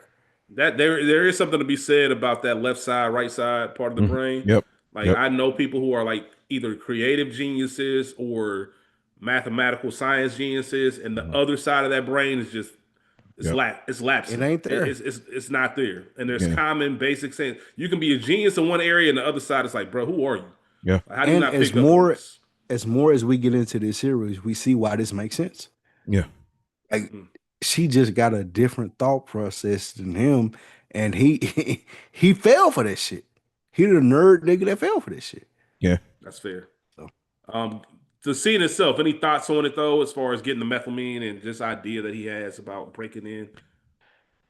I think this is the turn that the Breaking Bad series takes in the sense of, oh, we can be open to Walt and Jesse doing these things. Like there are a lot of things that we would not be open to them doing because like it's a math teacher and a meth head, bro. Like they can't break into a building. But Walt is so smart, we open to that as viewers. Like, okay, I get it. It's cool. And this is the turning point. I think Mo or either Rich, you said this as far as this series, when you're like, you're looking at it, you're like, oh, okay, no, this could be dope because there are a lot of places that they can go with the Walt or the Jesse aspect of it. And they nailed it in this scene or this scenario, excuse me. I do want to say one quick thing before you have any comment, Mo. I see a slight difference of learning from Breaking Bad with Better Call Saul. I think I agree. If this was in Better Call Saul, there would have been more of a storyline and development and build Facts. up You're right. versus just I'm in the garage, I look over, I see an etch a sketch. Ooh, I got this idea. Like that does seem a little bit cheap for how great this show is. Where Facts. Better Call Saul, like I said, I think they looked at something like that and was like, you know what? Let's develop this and plotting this out a little bit more. It's more thoughtful and more developed. That is the Facts. one little gripe that I had was like some of this science shit is a little bit too convenient, Yeah. but Facts. it's not out of the realm of possibility given who Walt is and how smart he is with the Nobel and all that stuff. So, Mo, did you have any thoughts on this scene? Well, you got to remember, like the show kind of already put the carriage in front of the horse, in my opinion, because we already seen him get rid of bodies. Like Walt had he had to kill somebody, and Jesse had to dispose of a body. So stealing is not nearly on the same scale. So it's not that crazy in Walt's mind. Walt already pulled up to the gangsters and threw a meth bomb. Like, so there's these momentum builders, and that's talks to like reestablishing his, position, going back to the Hank thing. It's just like, bro, he's getting this momentum built up to who he believes he is. He's coming out there with the drip, you know what I'm saying? Got the top hat, even though it still looks crazy, but so in this moment it's like stealing. Oh yeah, we're gonna steal because Walt's thinking about that 10,000. He's like, I just can't give up that 10. Like, we don't know what the goal is. How we see later, like how much I ain't paying the five. I ain't paying the 5. I still say that. And he's like, bro, I ain't paying the 5. Like for something I know we could do. So Nah, that's fair. Good That's point. fair. We move on to our next scene. Skylar's goofy ass showing up to this jewelry store. I'm not gonna hold you. Shout out to my guy Thomas G. Anytime he would observe somebody doing some stupid shit, he would just watch them and ask them one simple question. I know I've said this before. That question would be, how did you think this was gonna turn out? And it's such a fascinating question because if you stop and ask yourself that, it'll stop you from making a lot of dumb decisions. Because Skylar, what the fuck did you think was going to happen when you walk in here with no receipt, no gift receipt, no box, no bag? Did you think they were just going to hand you 500-600 cash and say good day? Like, no. Like, how did you think this was going to work out? At the best, you can get an exchange, and there's nothing in this jewelry store that you can get for your baby. right. So what the fuck was your plan here? Like that shit zones me out. I wanted to talk about it earlier, but I wanted to wait to this scene because how do you think this was gonna go down? And then your goofy ass is detained because the tiara was reported as stolen, and it was even more nasty that the description was a tall blonde woman, which means Marie either is wearing With a wigs to wig look on. like Skylar or whatever the case is. So you really fucked. You doubly fucked. Cause you can't even say a brunette. You can't Hey, even say the whole thing was crazy. What you got, Spike Lee? Rich, this how green freaks be though. Like some freaks like Skylar, like they be green like that though. They don't Mm, know. Like Marie, to your point, Mo, when you said I wonder what that was like his children. Marie got a lot more experience. She know to put the wig on. She know all these other different things because I've been stealing out these stores. Skylar green as hell. And that's how most of the freaks be. And I'm thinking, like I see Rich looking up to and to the right, like that's how the Yeah, freaks I was be. about to They say, be yeah, green as and hell. those are bonus yeah, And points. that's Those are bonus Skylar. points yeah. for sure. Yes, That's fair. exactly.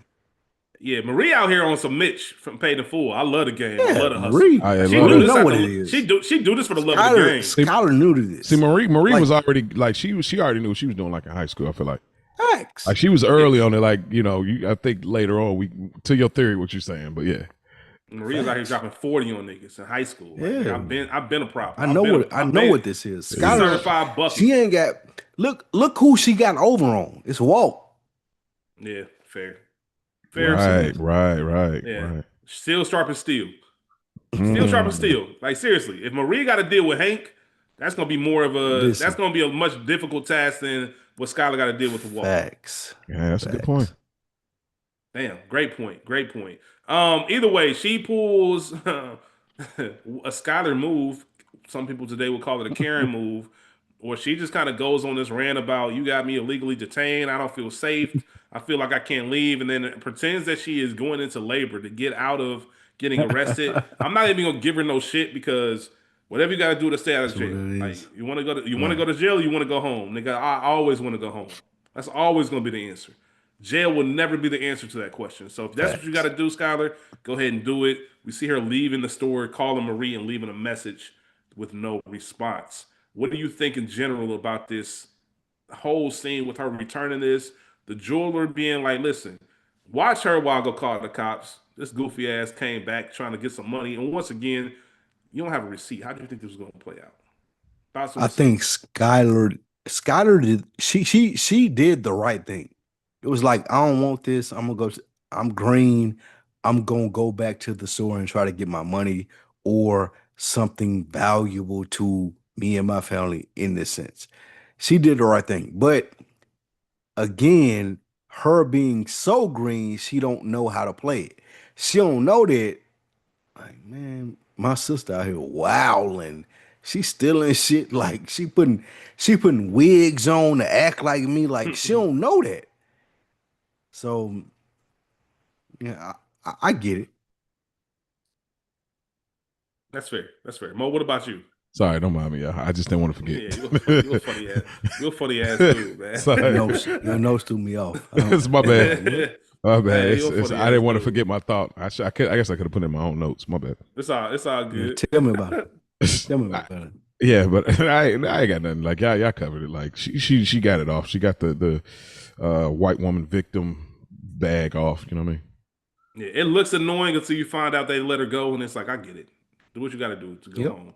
That's what happened. I'll never get over once again what she thought was going to happen coming in that jewelry store with no receipt or no box, no bag, no nothing. I really don't know her train of But thought. she thought she bought it Michael, though, Rich. She thought they had was going to look up her information, like, oh, I can No, just.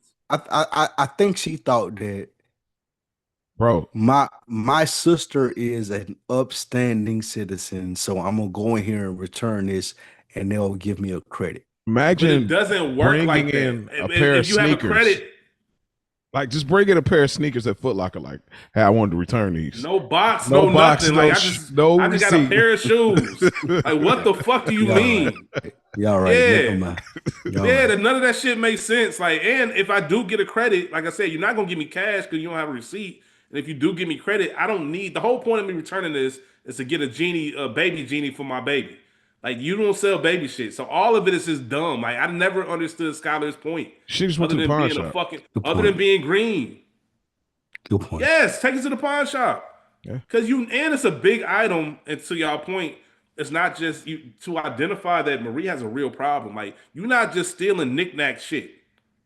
You stealing fucking $600 tiaras for babies. Facts. Like, you gotta fucking you insane. You have no kids. Facts. Like you're insane. Been in Like, this thing for a while. yeah, that shit's silly. We move forward. It's nighttime south of Albuquerque, and Walt and Jesse are going to steal some methylamine. One of my favorite parts of the scene. Walt gives Jesse a mask and says, "What? That's all they had." And I felt Jesse when he said, "If this is all they had, that means you're in the wrong Nigga, place. you at the wrong store, nigga. What You the in the fuck are wrong we place talking if this is about, all bro? they had." And it's Like, probably bruh, like that's why I sent you I shopping. love that line. That's why I sent I you. I loved love it. that line. All right. because that was so real. I felt him like, bruh, if that's what you're telling me, you in the wrong place. They trap the security guard as they're looking for him. They trap him in a porta potty, kind of wrap it up with a bungee cord, and when they blow the lock, they realize there are no gallon jugs there for them to take. It kind of works out for the better because they have to roll out this barrel of methylamine, which is more useful in the long run. But it's just a scene of them actually stealing the methylamine as they discussed earlier at Jesse's. Any thoughts on this scene? Anything anybody wanted to point out other than casually using the porta potty? I'm gonna need if I'm working nighttime security, I need a key to the building. I'm not about to be out Facts. here 4 a.m. using taking a shit on a porta potty, bro. We're not doing none of that. Sound like a racehorse pissing in there. Hey, man, shout out to Johnny Sack. Nah. Vito. Agreed. Nah, yeah, the porta potty is crazy. The thing I just kept thinking, I was like, why don't I just use this man's cart? Maybe he got the keys on him, but I see the cart there and I was just thinking like, y'all working harder, not smarter. That's what I was thinking at least. But Yeah, maybe maybe got to figure. DNA at that point. Maybe you don't want to leave fingerprints, and Yeah, sure. I don't know. That's a good point though. The thing, it made me think about how much they're going to have us from what we see in Breaking Bad, and like y'all got to really expand y'all ex expectations of what this is going to be. Like, ain't too many series that we would be able to be like, no, it's cool. Like they can do this and we'll be cool with it. Breaking Bad and how Walter White is and how Jesse is, like we got to suspend a lot of beliefs in the sense of Yeah. they can do this. Hmm. And It's very this is one of the first points in the sense of, oh no, Walter White can do this, but can he really? Right.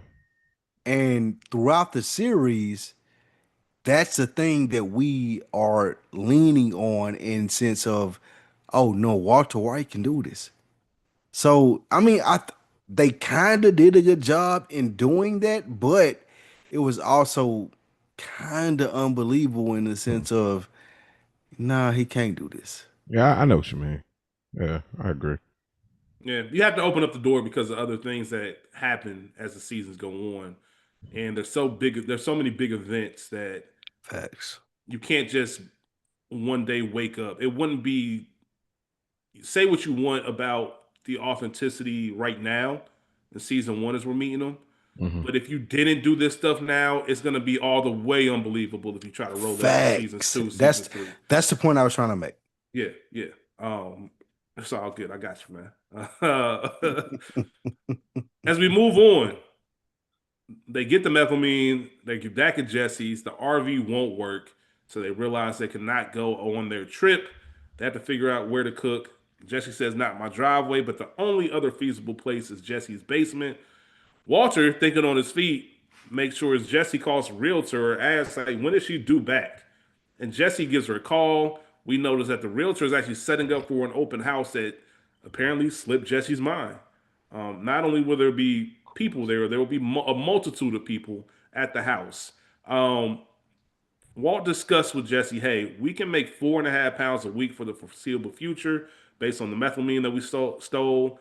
And this first batch is to pay Tuco back, and then we're gonna have a little bit extra that's gonna put us up 88,000, 44,000 each.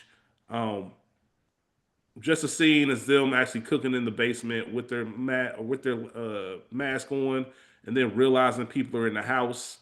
Um, what are your thoughts on this? As Jesse is tasked with not letting people downstairs, and cooking meth in the basement of the open house is once again wild. A lot of wild shit It's going on. it's it's it's it's to what Spike said. Like more to Spike said what he said the last scene. This is even more ridiculous.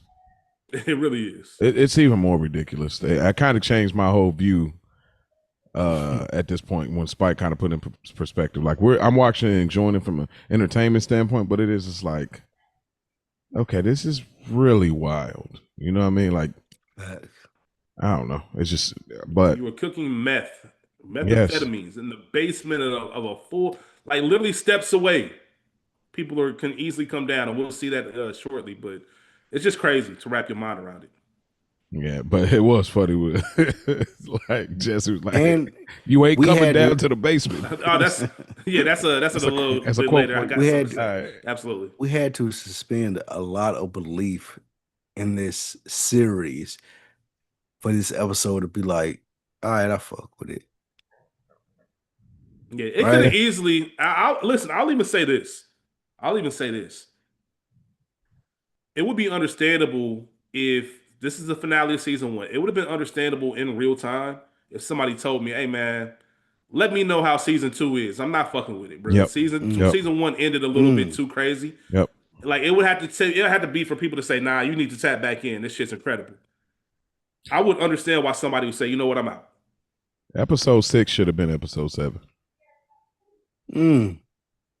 Yeah, from a Interesting. they took their artistic measures, but I will say, like I said, moving on. Once we get to season two, it's just heat after heat after heat. So, Facts. yeah, that whole thing with them, like I said, it's just a conversation about them and what their plan is. Not too much going on, but I gotta talk about Skylar finally catching up with Marie. Listen, man. Maria's at this clothing store plotting on her next move, her next items to steal, I'm sure. And Skylar pulls up on her. Knows her sister, knows where she's probably going to be. For all we know, she was running surveillance. And we see Marie in the mirror looking at some earrings. And the way Marie plays this is beautiful. Skylar comes in, kind of stares her down. Marie kind of looking on some what? Like, what's going on? Like, I ain't, it's a joke. Like, Right. it's I've been busy. I've been busy. You left 15 messages. You accusing me of sneaking out the back. I was going to lunch. Like, what are you talking about?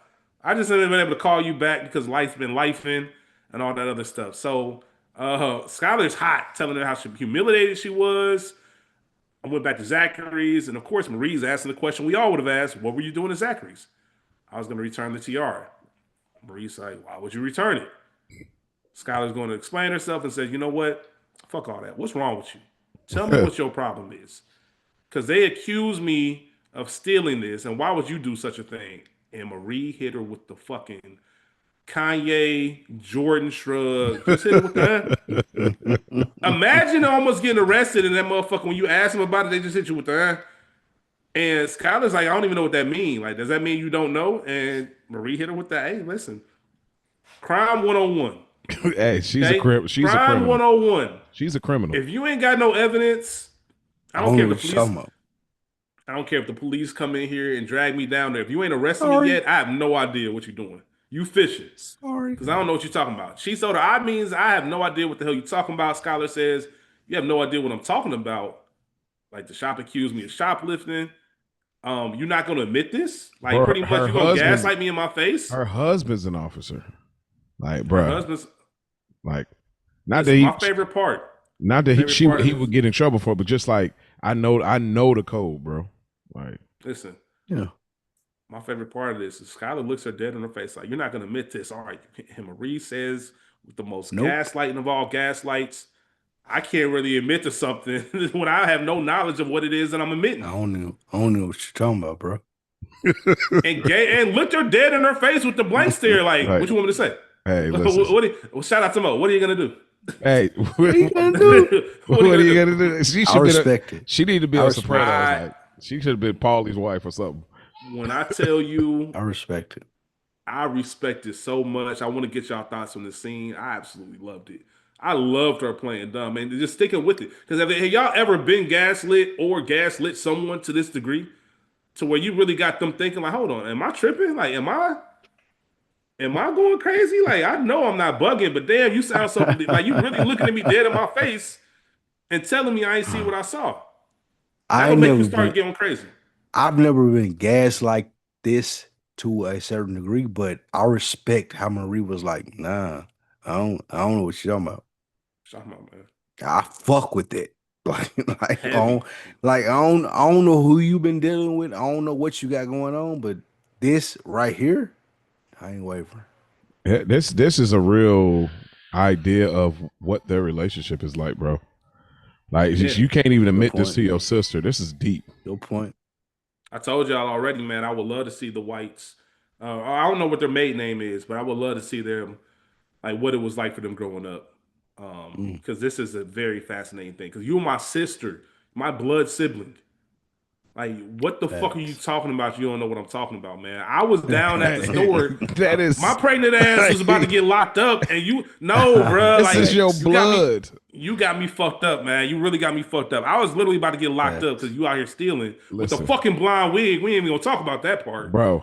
And all you gotta say for yourself is, I don't know what you're talking about. I'll tear this whole motherfucking store up. I could not Like, I swear on everything. Stop imagine playing with me. me and my sister Ash, and as close as we are, and she hit me with that, like, genuinely, like, I don't know, like, it's like, we really ain't, you really think, like, Like, stop fucking playing with me, man. bro, Like, what am you I gotta wearing, say a one wire? of those. Like, that's Shit hilarious, ain't it? Damn, it's And when you funny. think about it, like, and it's the That's way crazy. Not she really having- went not about having it, like, similar. It's funny. sheesh. shit's hilarious. Cause you know, like, why the fuck are you lying to me? Like why? Like I don't know. But Listen, or it could be also like she know how Skylar blows stuff out of proportion. They both blow stuff out of proportion because you she ain't got thought no. that they were Hey, talking about Walt Jr. smoking weed. So I don't know. Maybe they just know how each other are. Maybe that's what it is. I don't know. Marita type, you can have a video. You can have her on video stealing that shit. Show it to her. Sit her down. Show it to her. She gonna look Don't you dead in matter. your face like that ain't me. That's AI. And that's before AI was even a thing. No way. That's CGI. Somebody doctored this up. Like some motherfuckers will do that and really have you thinking like, damn, man, maybe I am tripping. Maybe somebody did fuck with the video. Hey, Like, shut your dumb ass up. Hey, shout out to George Costanza. It's not a lie. if you believe it, like George Costanza is crazy. Real quick, we just got a scene where we go back to the house. Mhm. People are walking around the kitchen, viewing the house. The realtor is spraying something because obviously meth smells. That's not the most pleasant smell. Somebody's trying to come to the basement, and Jesse's there standing guard. He says, it's occupied. Dude's like, it ain't a bathroom. What you mean? And Jesse has one of my favorite quotes. You ain't seeing the basement, bitch. Simple as that. Yeah. Really not much else to say. You ain't seeing the basement, bitch, and all y'all can leave. Matter of fact, since we at it, and that's pretty much it. Gives them time to go ahead and finish up their batch. Any thoughts on that quick segment? Yeah, I say not much to say. No. No. Not much to say. Walt gets home from his retreat, air quotes. He's welcomed with a glass of orange juice, not milk this time, some orange juice from Skylar, who was asking how things went. Wasn't an experience. She also smells Walt and is trying to figure out like what's that smell, which he quickly lies and says some kind of native Navajo herbs, whatever the case is. Walt good at this, bro. Yeah, he And is. once again, Skylar's green. This is a moment where I'm thinking about what everything that Spike said. And I'm like, you ain't even questioning this. But it makes sense, right? It makes sense. If you don't know nothing about wellness retreats, you would think, you know what? All right, that's believable. Skylar kind of looks despondent. She's out of it. Walt asks if everything's okay. She says, no, not really. Explains, the tiara that we got as a gift, it was actually stolen. She refuses to admit it. She refuses to apologize. And Walt, of course, looks at it from the perspective of people sometimes do things for their families. Obviously, it's being one that was there, and she's just chalking it up to the sweat lodge. Walt asks her, "What would you do if it was me?" So when she's confused, and he says, "If it were me, what would you do? Would you divorce me? Would you turn me into the police?" And Skylar's answer, what was her answer? It was like I know something she like it was kissed like Walt. trust me, you don't want to know type thing. That was like the type of Yeah. she was giving it up like she didn't say what it was, but she was just like trust me, you don't want to know type thing. Facts. Yeah, you don't want to find out. Yeah, she You said don't you want to don't find want to out. find out. Yeah. Which is a good foreshadowing of not for us or the show, but maybe for Walt himself. This is a Walt's way of finding out. Are you gonna ride? Like if shit hits She the not. fan, She already wrote early in the episode. Nah, I'm gonna ride with this criminal activity. If you find out that I'm moving this crystal, you're gonna stay with me. But what are your thoughts on this scene of Walt coming home? So my only takeaway, other than that, is did she give him the orange juice with Shum Pope? That's great. That's great. Some Pope. I like the one with some Not Pope. this much. I like the one that says Shum Pope. I don't give a shit for that. Yeah. Skylar definitely would have threw a cordless phone and walked. Absolutely. Facts. That definitely. Facts. I did want to ask real quick: is Wendy Bird off of the Skylar tree or the Carmela tree? You said who? Wendy Bird from Carmela. Ozark. Wendy Bird. Carmela. Oh, From Ozarks. yeah, Carmelo. Carmela. I definitely I see her. She come off the Skylar tree to me. You Really? think so? Yeah, Why? absolutely. Is that because she was cheating? You can start there. She was getting some outside dick. You can start there. That That's a outside start. dick keep them hoes sick. But anyway, that's all I got. I ain't got that extra from the scene. I'm just fried. Nothing for the scene. Yeah, it was just I said it. I think it was just more of a scene just to kind of see for Walter to gauge if this shit really did hit the fan.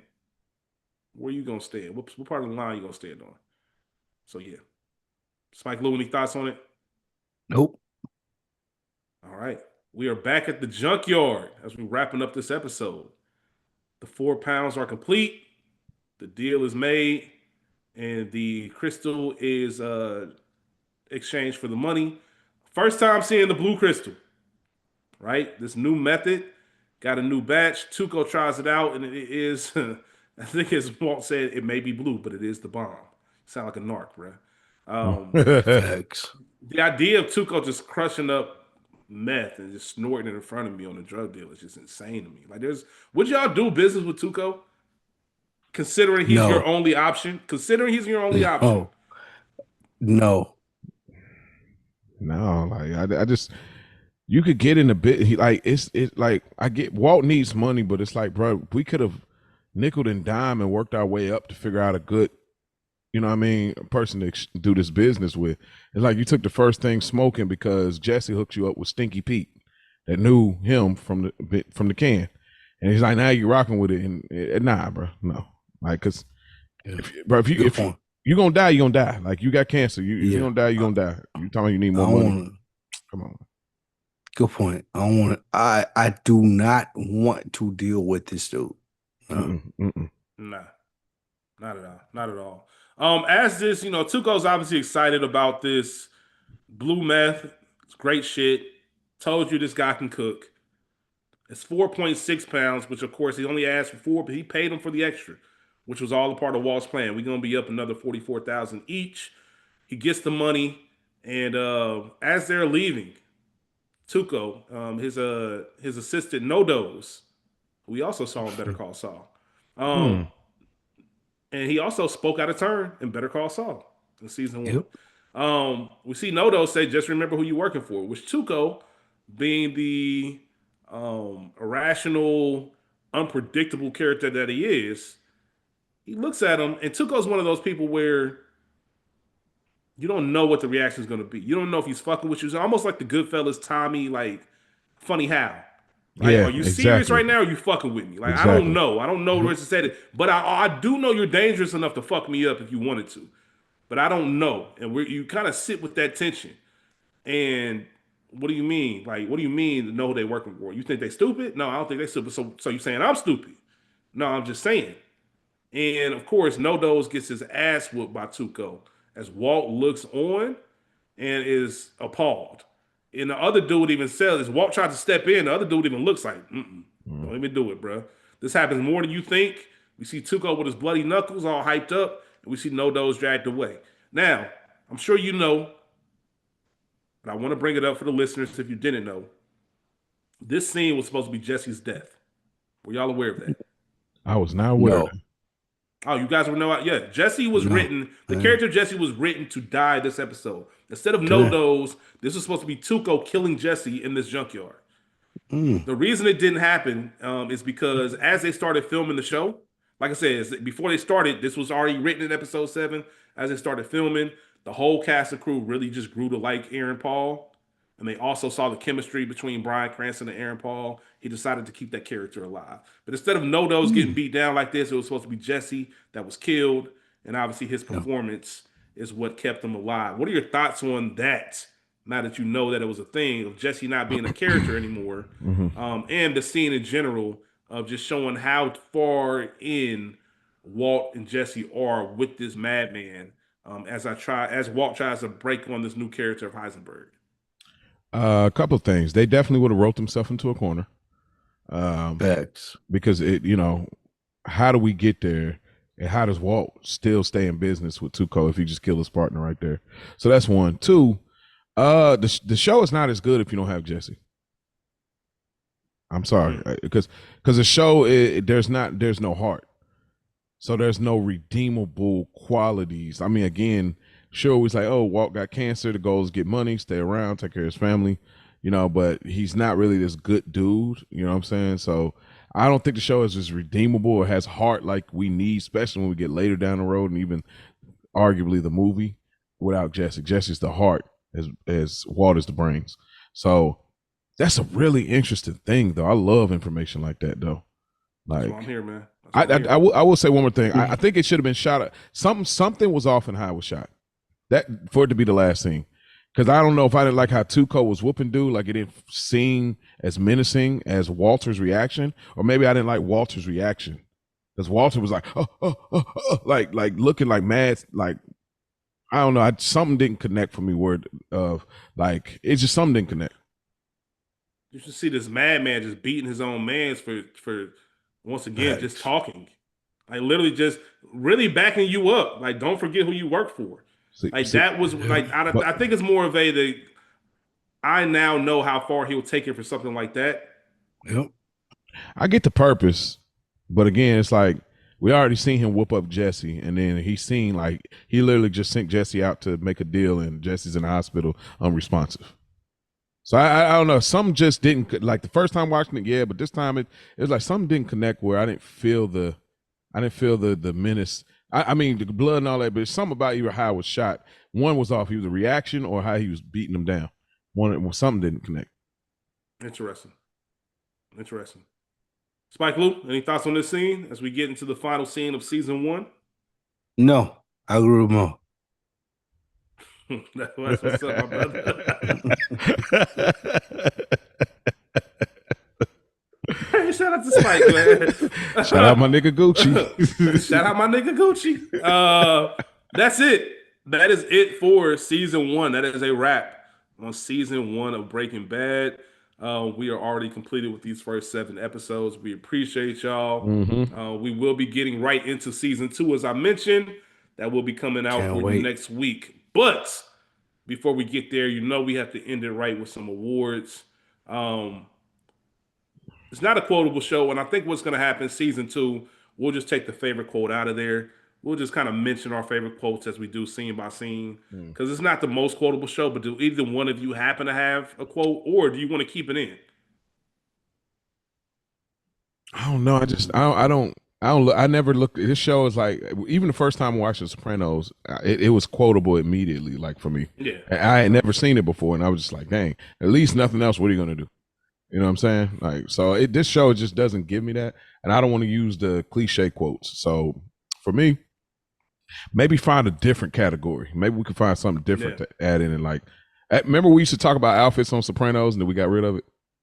Yeah, nah, we ain't about to talk about nobody outfit on this. You seen that fucking outfit they wore at Elliot's? Nah. But that was the thing at one point.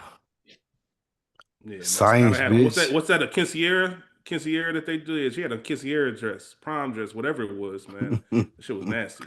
Yeah, like science, bitch. Yeah, that's it. Yeah, you ain't seeing the basement, bitch. Yeah, that one. And it wasn't. It was science. Yeah. Science, bitch comes later. But yeah, science was the one. Yeah, you ain't seeing the basement, bitch. Just that delivery, because he meant that shit. I like that Vig quote too. Thanks.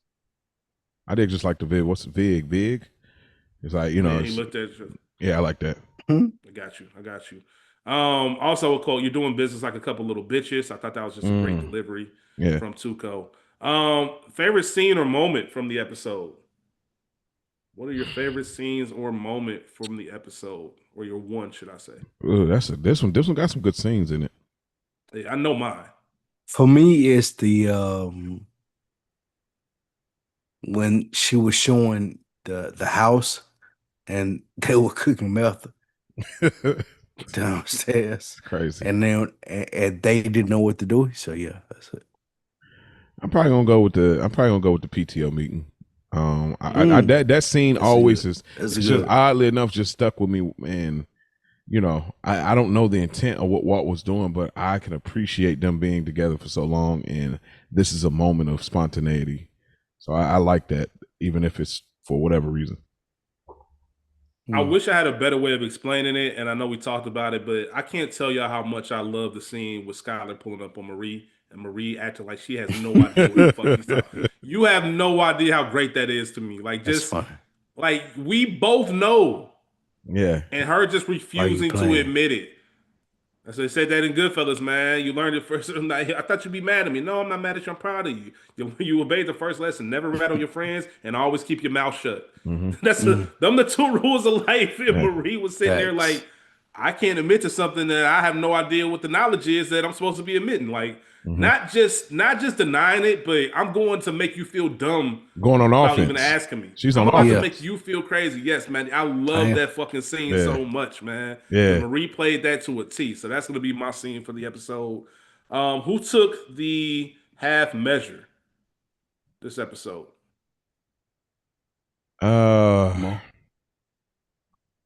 Took the half measure.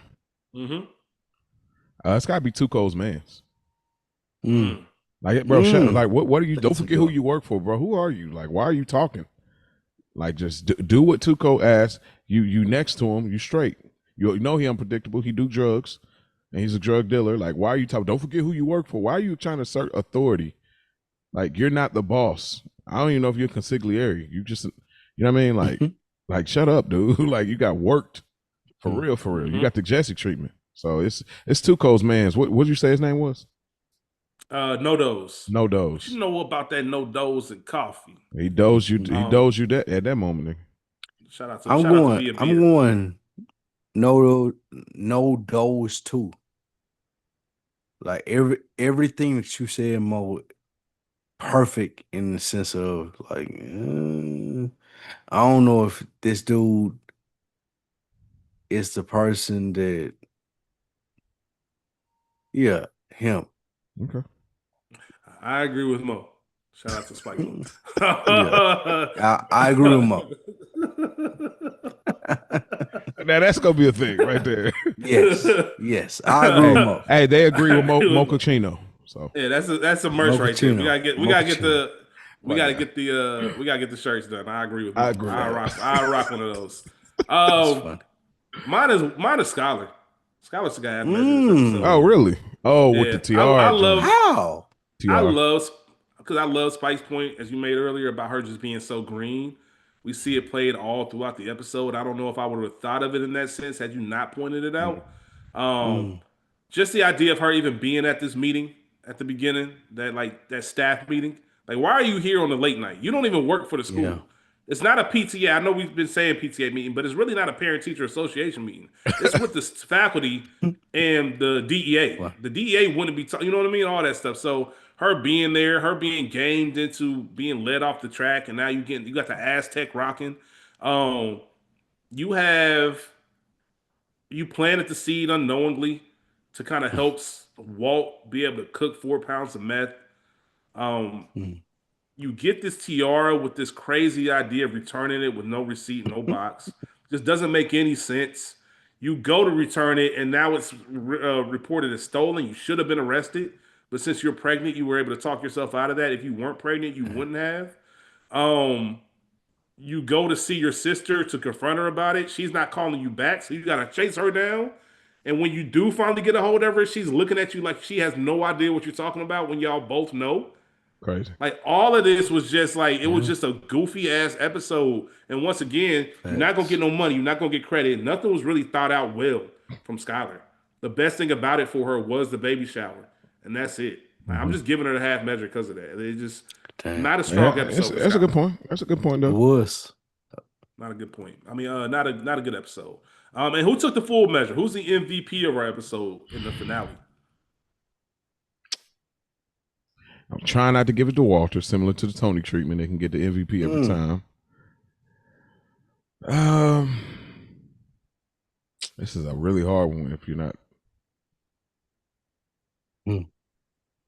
It's kind of limited. It really is super limited because it was a really Walter Jesse focus. Two. I mean, Two what? What are you talking about, man? No, you said limited. I'm like just Walter and Jesse. Yeah. Oh, just Walter and Jesse. This whole thing. I mean, you gotta give it to. It's. I know, God, you gotta give it to Walt. Like, I feel like I gave it to Walt last episode because of the meth bomb. I feel like I've been pretty creative, and we've been pretty creative as a whole. I think Walt's only got one MVP from me this season. Mm-hmm. You don't really have a choice. A choice you know what? I'm gonna give it to Jesse. I'm gonna give it to Jesse. Okay, let's hear it. Why? Jesse, because Jesse got all the supplies this time. Last time he made the mistake of not getting the bin and then putting the guy in the tub, and obviously the tub broke through because of the chemicals. He got everything but one thing, and he was down to go steal with Walt, and he used his basement. He controlled his operation when he said, "Hey, you got one job. Go up here. Don't let nobody come down here in the basement." And that's exactly what he did. You know what I'm saying? That's part of the reason. That's part of the reason I can't give it to Jesse, because Jesse should have been aware enough to not even have people in the house. That's true. That's true. But even though he was, wasn't aware, he took care of it once the orders came out. He did what he needed to, and he faced the man that beat his ass and broke his ribs. I ain't still like there's just no way I'm showing up again. It reminded me of the way when Tuco told, "Sorry about having to tune you up like that." That reminded me of The Wood. For those who haven't seen the movie, when Mike gets when Mike gets in Stacy's car at the school dance, and he has this line that's not supposed to be funny, but it's hilarious every time I see it. He with the most sincere, heartfelt, "Sorry about beating your ass like that the other day." Like just hearing that sentence from somebody who whooped your ass. "Sorry about beating your ass like that the other day." That's my little sister. Or even the earlier part. Yeah, even you gonna see my sister. Beat in the story when he robbed him, beat his ass. Oh man, this little motherfucker's gonna sister with my school, man. Beat his ass the other day. He took it like a G. G. Yeah, man. Hey, if I am gonna take an ass whipping, I at least want somebody to say I took it like a G. Hey, straight up. So you got Jesse. Who's your answer, Spike Moon? Who's the MVP? Who took the full measure? I take Jesse too. Jesse? Yeah. I agree with Mo.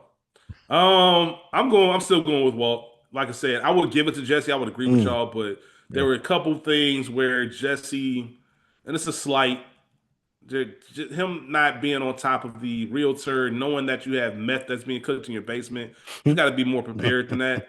Walter kind of put this plan in motion, and I think the biggest thing is this new batch, the new crystal. You get the Heisenberg hat. It's just kind of the full reveal of what we're going to get into. I know we talked ad nauseum about how these were the dog days of Breaking Bad. This was the perfect setup for what we're about to roll into, because it just keeps getting better and better and better and better. Like, and not too many shows can say that. Yeah. Some shows have peaks and valleys. Like Breaking Bad just gets better every episode, every season. And I can't wait to dive into it. Like I said, this is my first time doing a full rewatch. Same. That is one thing I certainly remember. I remember that feeling of this shit. They cooking.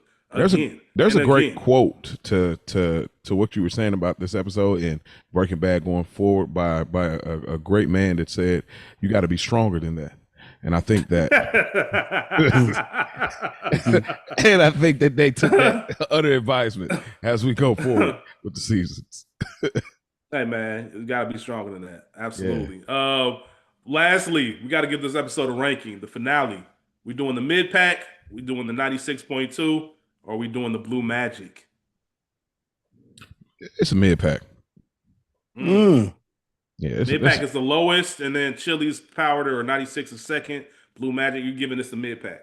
Yeah, it's super anticlimactic for a finale. Again, this will work better as a penultimate.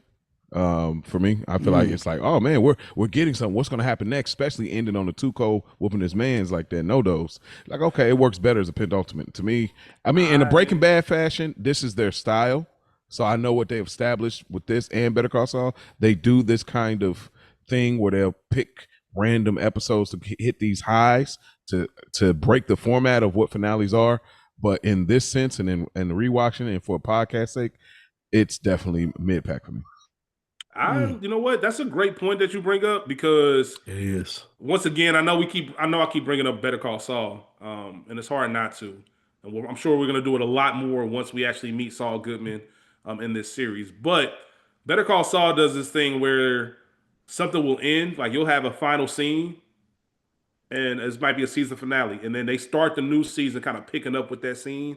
Facts. To your point, Mo, if you have the Crazy Handful of Nothing, and you have Walt walking out of there, maybe you introduce Heisenberg in episode 1 of season 2. Yes. And maybe the penultimate episode is them meeting with Tuco, and that meeting at the junkyard, maybe that is Jesse getting beat down and them getting shorted on money. Yep. And Walt in the finale goes to Tuco on Yeah. how to rectify it. Or maybe Jesse's like, hey, I'll handle something happens where Yeah. Walt can't get out of it. Jesse says, I'll handle the meat.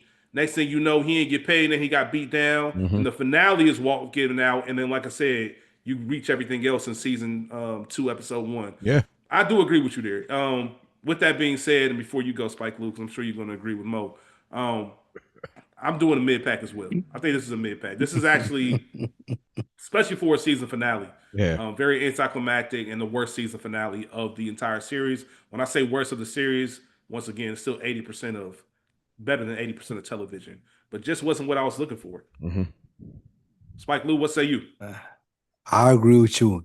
Not what I was looking for, in the sense of when we have to do this podcast together, and we like, so what are the key thoughts that I'm bringing away from this? And it's like, I ain't got too much. Yeah. So different from The Sopranos, different from The Wire, all the other shows that we would like to discuss. It's like, I don't know when it is that we turn into, oh, I love talking about this show, because it wasn't from the first 7 episodes of Yeah. this show. Right. But I think as we get into it, we will be able to discover and understand, like, this is why they call this one of the best shows ever. Yeah. Yeah, I think it starts with that second episode of season 2. It's funny. See, I I'm excited to get there. Hey, I don't know if you remember, 'Cause Spike.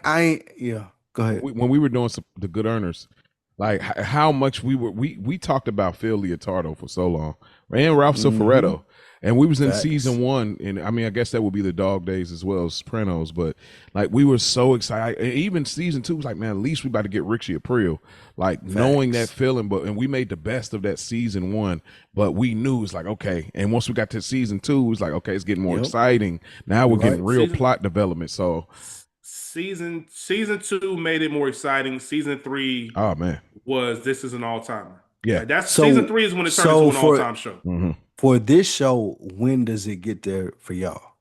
I think don't this- remember. I think the first sign of it being a really, really, really good show. We've already seen that, but kind of maybe I this think is some we've of their best seen work. that I with think it's this that second last episode. episode. Well, I think the second episode of season 2. I'm not going to say what happens. Yeah. But if y'all remember that was a very, very good episode. Once we watch and review it, you'll remember, like, oh shit, this was good. And I really think it's the Better Call Saul episode, because the thing about doing this show right now, and you just kind of made the point, Mo, where we talked about Phil Leotardo, you talk about these characters who haven't arrived yet. It doesn't really feel like Breaking Bad yet, because we haven't seen Saul, we haven't seen Mike, Facts. we haven't seen Gus. Like, there's so many people, big dogs. you know what I mean, that we're Facts. still missing. So I think once that rolls in, once we get into Better Call Saul, like, which is like mid to end of season 2, I think that's when we'll start feeling like, okay, then this shit really cooking. And then once you get to like half measures in season 3, that's when you like, this show's an all timer. This show can now, if they continue on this pace, we talking about top 5. Yeah, And yeah. eventually it did reach. It's my number 3 of all time, behind Wire and Sopranos. Real quick, is it who had a better first season, Sopranos or Breaking Bad? And is that fair? Because Breaking Bad, I mean, Sopranos. has more episodes. Sopranos. Okay. Yeah, Sopranos did. All right. Yeah. And The Wire. Sopranos made me more excited for season 2. Like I said, it would not, if you told me in real time in 2008, once you watch this finale and see some of the stuff, it's like, I'm gonna take my time getting into season 2. I'll get back to it later. I could see that. So yeah. Okay. And that's it. That is a wrap on season 1. Great work, fellas. Yes, sir. Couldn't do this with anybody else. All of you out there listening, we appreciate you. As we keep saying, we will read your emails, your comments. Please continue to send those in. Please remember to like, subscribe, share, tell a friend, and tell a friend. Word of mouth is going to be the biggest way for this to grow. We've been doing a lot of Spotify raps for some of our other podcasts. This is obviously too new to get those numbers, but would love to see this on next year's growth list and year-end list, and really make it the best Breaking Bad podcast out of there. We'll be back next week to discuss season 2, episode 1. If you are new here, do not get used to that. There are usually a break between seasons, but since we had a little bit of a break in between, we're going to go ahead and roll right into it. So I just want to set those expectations. Looking forward to getting into it. And with that being said, we'll catch y'all next week.